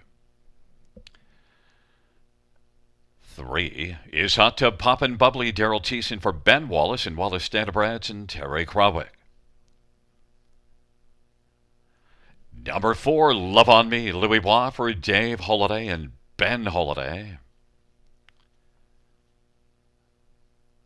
5 is Better Deal, Brett McDonough for Ashley Lenvoy and Gino Toscani. Number 6 is Ultimate Twix, Austin Sorry for Dean Nixon and Madonna Morrison. Number 7, TH Jackie's Legacy, Travis Cullen for Jody Cullen and Ron Cullen and Blair Kidd. 8 is No Money Honey, Colin Kelly for Nathan Harding and Stuart and Patricia Bolander. And 9 is Fashion Forward, Anthony Hunt for Meg Crone and Hunt Racing. Field of 9, race number 10. Let's get a look at number 4, Love on Me. Louis Bois, Dave Holiday, strong connections, and one that's got 3 wins out of 9 starts of the year. And 2 of those wins have come in the last 3 starts, and they were both here, Robert. She's been doing very well in the condition claiming race. So this is a step up, though, right? The earnings cap on this race is $32,000. So I mean that's a pretty big increase from where she's been racing for the earning cap, and I think that she's the one to beat in here but I don't think she's alone by any stretch. But you're right, rock solid connections. Louis Philippe was stuck around to drive her tonight, and I thought she looked fantastic in post parade. So I still am going to stick with her on top. She's 2-1 right now. And I do believe that with any kind of reasonable trip, she can get her nose to the wire first. And while Love on Me is moving up, actually Ladysmith comes down a level and was second last time out. And you know what? I mean, this is the thing about Ladysmith. Second to Val Victorian last time. We bet Val Victorian against this group. I think we would. Second to No Money Honey before that, and second to Give Me a Corona. So there's good form references there. Now, first start for Rafael Barasa. I think with that inside draw. We should see this one likely get forwardly placed, and if she's just the right kind of trip, I think she can definitely make some noise against this group. So 7-1 right now is an overlay in my opinion. I kind of toyed with the idea of putting her on top, but I thought Love on Me was an easier winner than it looks last time, and beat one that I liked in a Nuckchuck Sally, so I couldn't side against her. I went to Ultimate Twix on top. I think the more recent form's been really good. Now, has Gates beat? It's post position 6, but the two that beat him last time out, Royal Tell, Dangerous Curves, especially Royal Tell, was really large last race. Yeah, you know what? The thing is with her is that when she gets to lead, she swells up and she's tough to catch. She did that 2 starts ago. I think she's one that might need the lead to win, but she raced well last time, sitting second.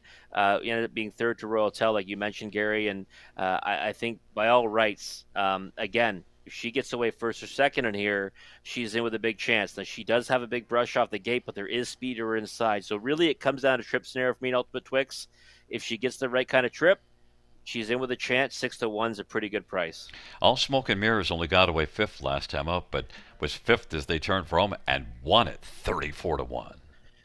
Yeah, and I mean, it was pretty crazy she went off at that kind of a price. I mean, I know she was kind of, stepping up against tougher competition, but she's one that was racing very consistently, and I thought, was not going to go off at that big of a number. Kind of snuck past me and many, obviously. Rail control this time around. We see the rail just like before here, always kind of find a way to hit the high five, and she's obviously a much smaller price this time at 7-2. But I think she can fit in somewhere there. You can't leave her off your tickets. I didn't know what to do with Ashley Lenvoy's Marin here. Better deal because was racing so well, faced a tougher last time out. It didn't go her way, but I know she's capable. Yeah, she raced pretty well last time, all things considered. I thought she got forwardly placed. She faded back to fifth, but she was in really good order before that, racing an open eight claimers. I still think that matches up pretty good against this kind of a group. And right now, we should give an update on the pool, Gary. We're sitting at $4,500. The guarantee for the pool is $7,500. So there's an overlay right now of $3,000. So again, fantastic wagering opportunity right here, folks. You don't want to miss out on this one. We talked about 5 horses.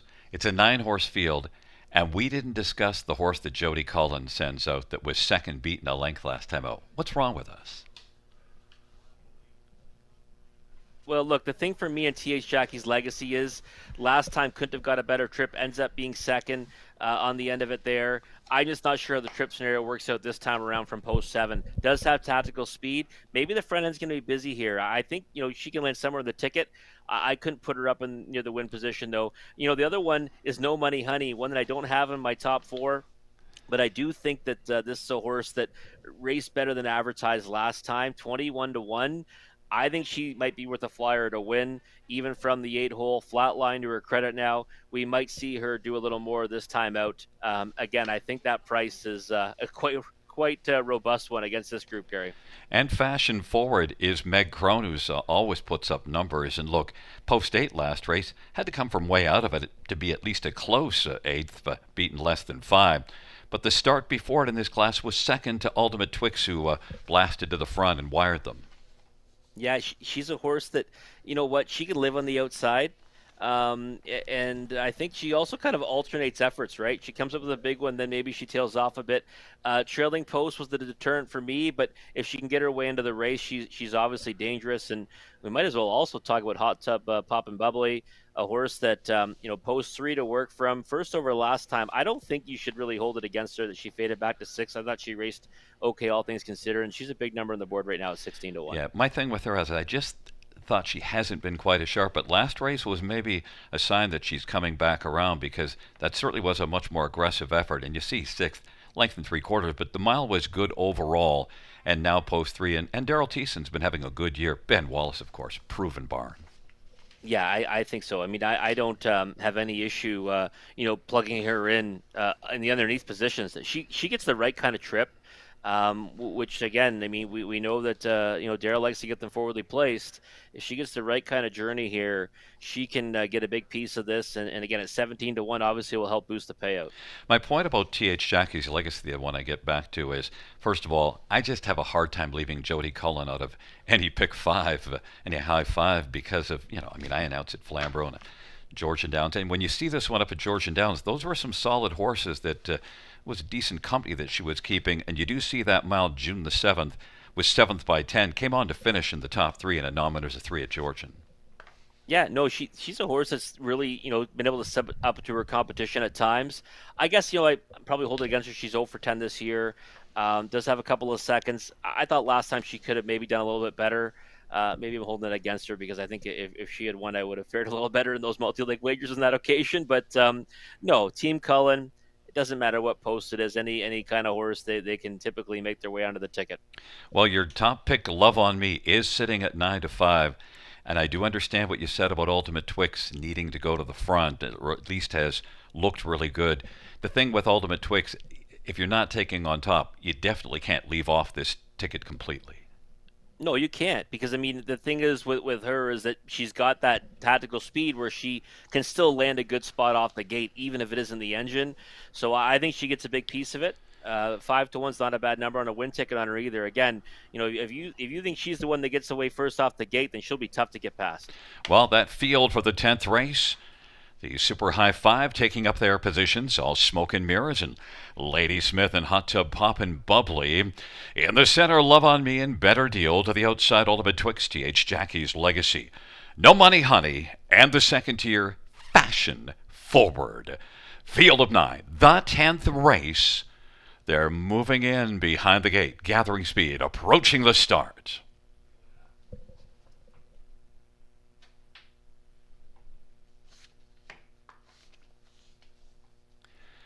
The field for race number 10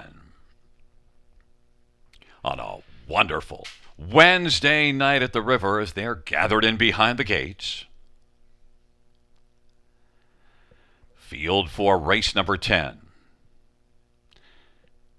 is at the start of the rough. And Ultimate Twix comes blasting out with Love on Me. Lady Smith on the inside. Hot Tub Poppin' Bubbly is now third as Love on Me is fourth. And All Smoke and Mirrors is fifth. Then Fashion Forward and Better Deal. T.H. Jackie's Legacy and No Money Honey. And Ultimate Twix at 6-1 is challenging Lady Smith for the early lead. Ultimate Twix and Lady Smith, they're going to duel right now. And Ultimate Twix ultimately wants to clear the front and is going to do so. Lady Smith is racing second. Hot Tub Poppin' Bubbly at 30-1 is third. Then racing fourth right now, Even Money, Love on Me, and All Smoke and Mirrors is fifth as they roll on past us. That opening quarter was 26-1.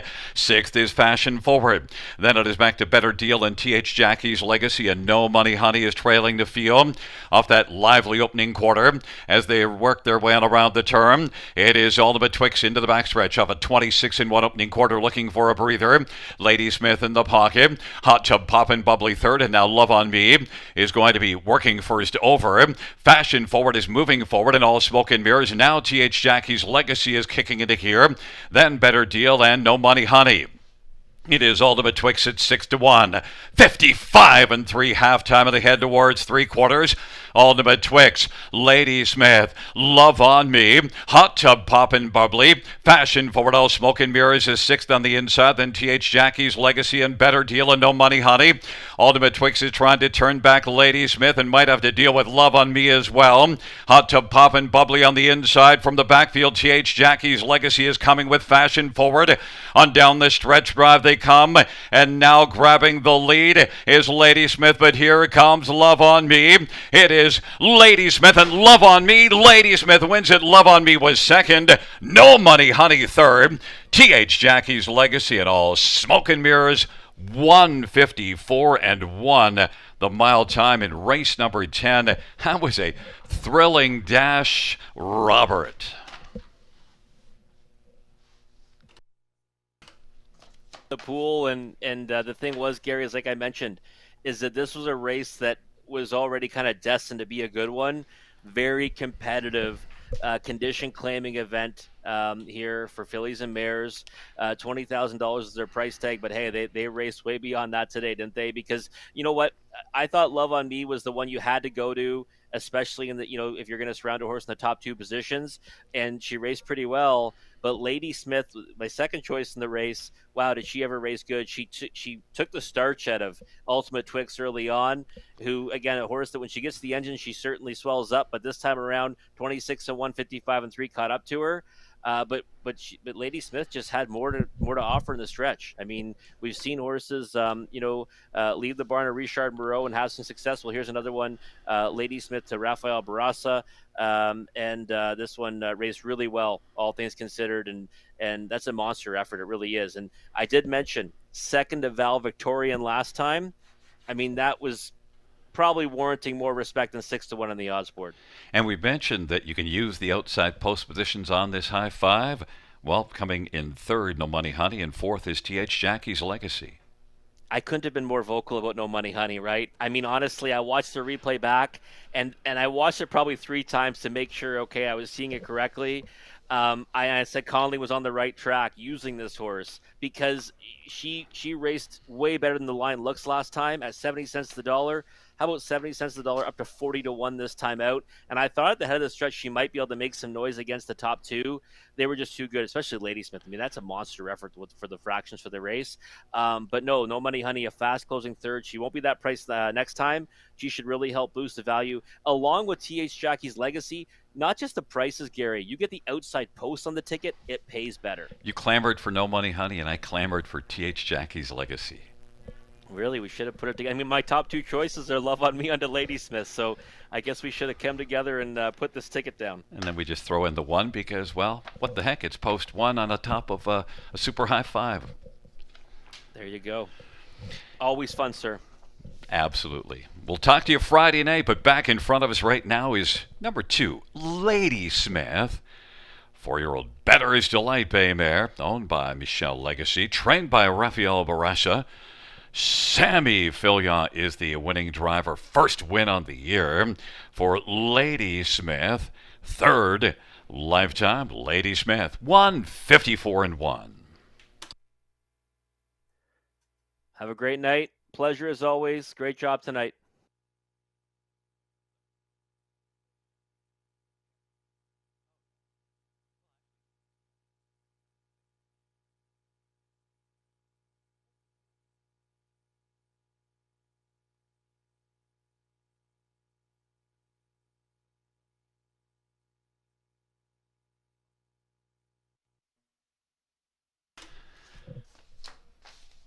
The 10th race payouts to Lady Smith, $14.50, $5.30, and $4.50. For Love on Me, $2.90, $2.68. No Money Honey, $7.50.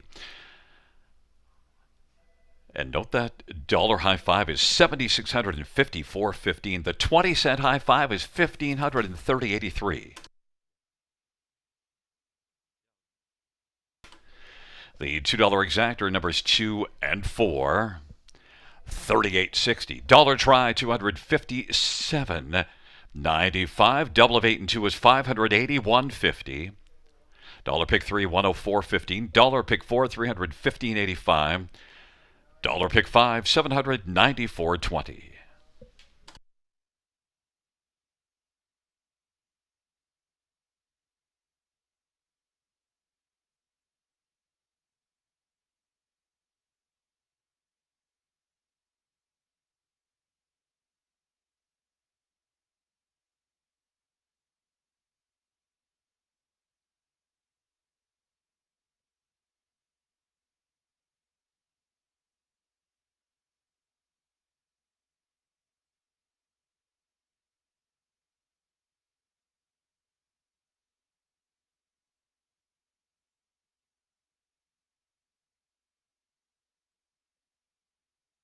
The 10th race order of finish from the top down is a 5-1-6-2-7-9-4-3-8. That's 5-1-6-2-7-9-4-3-8 in the bottom.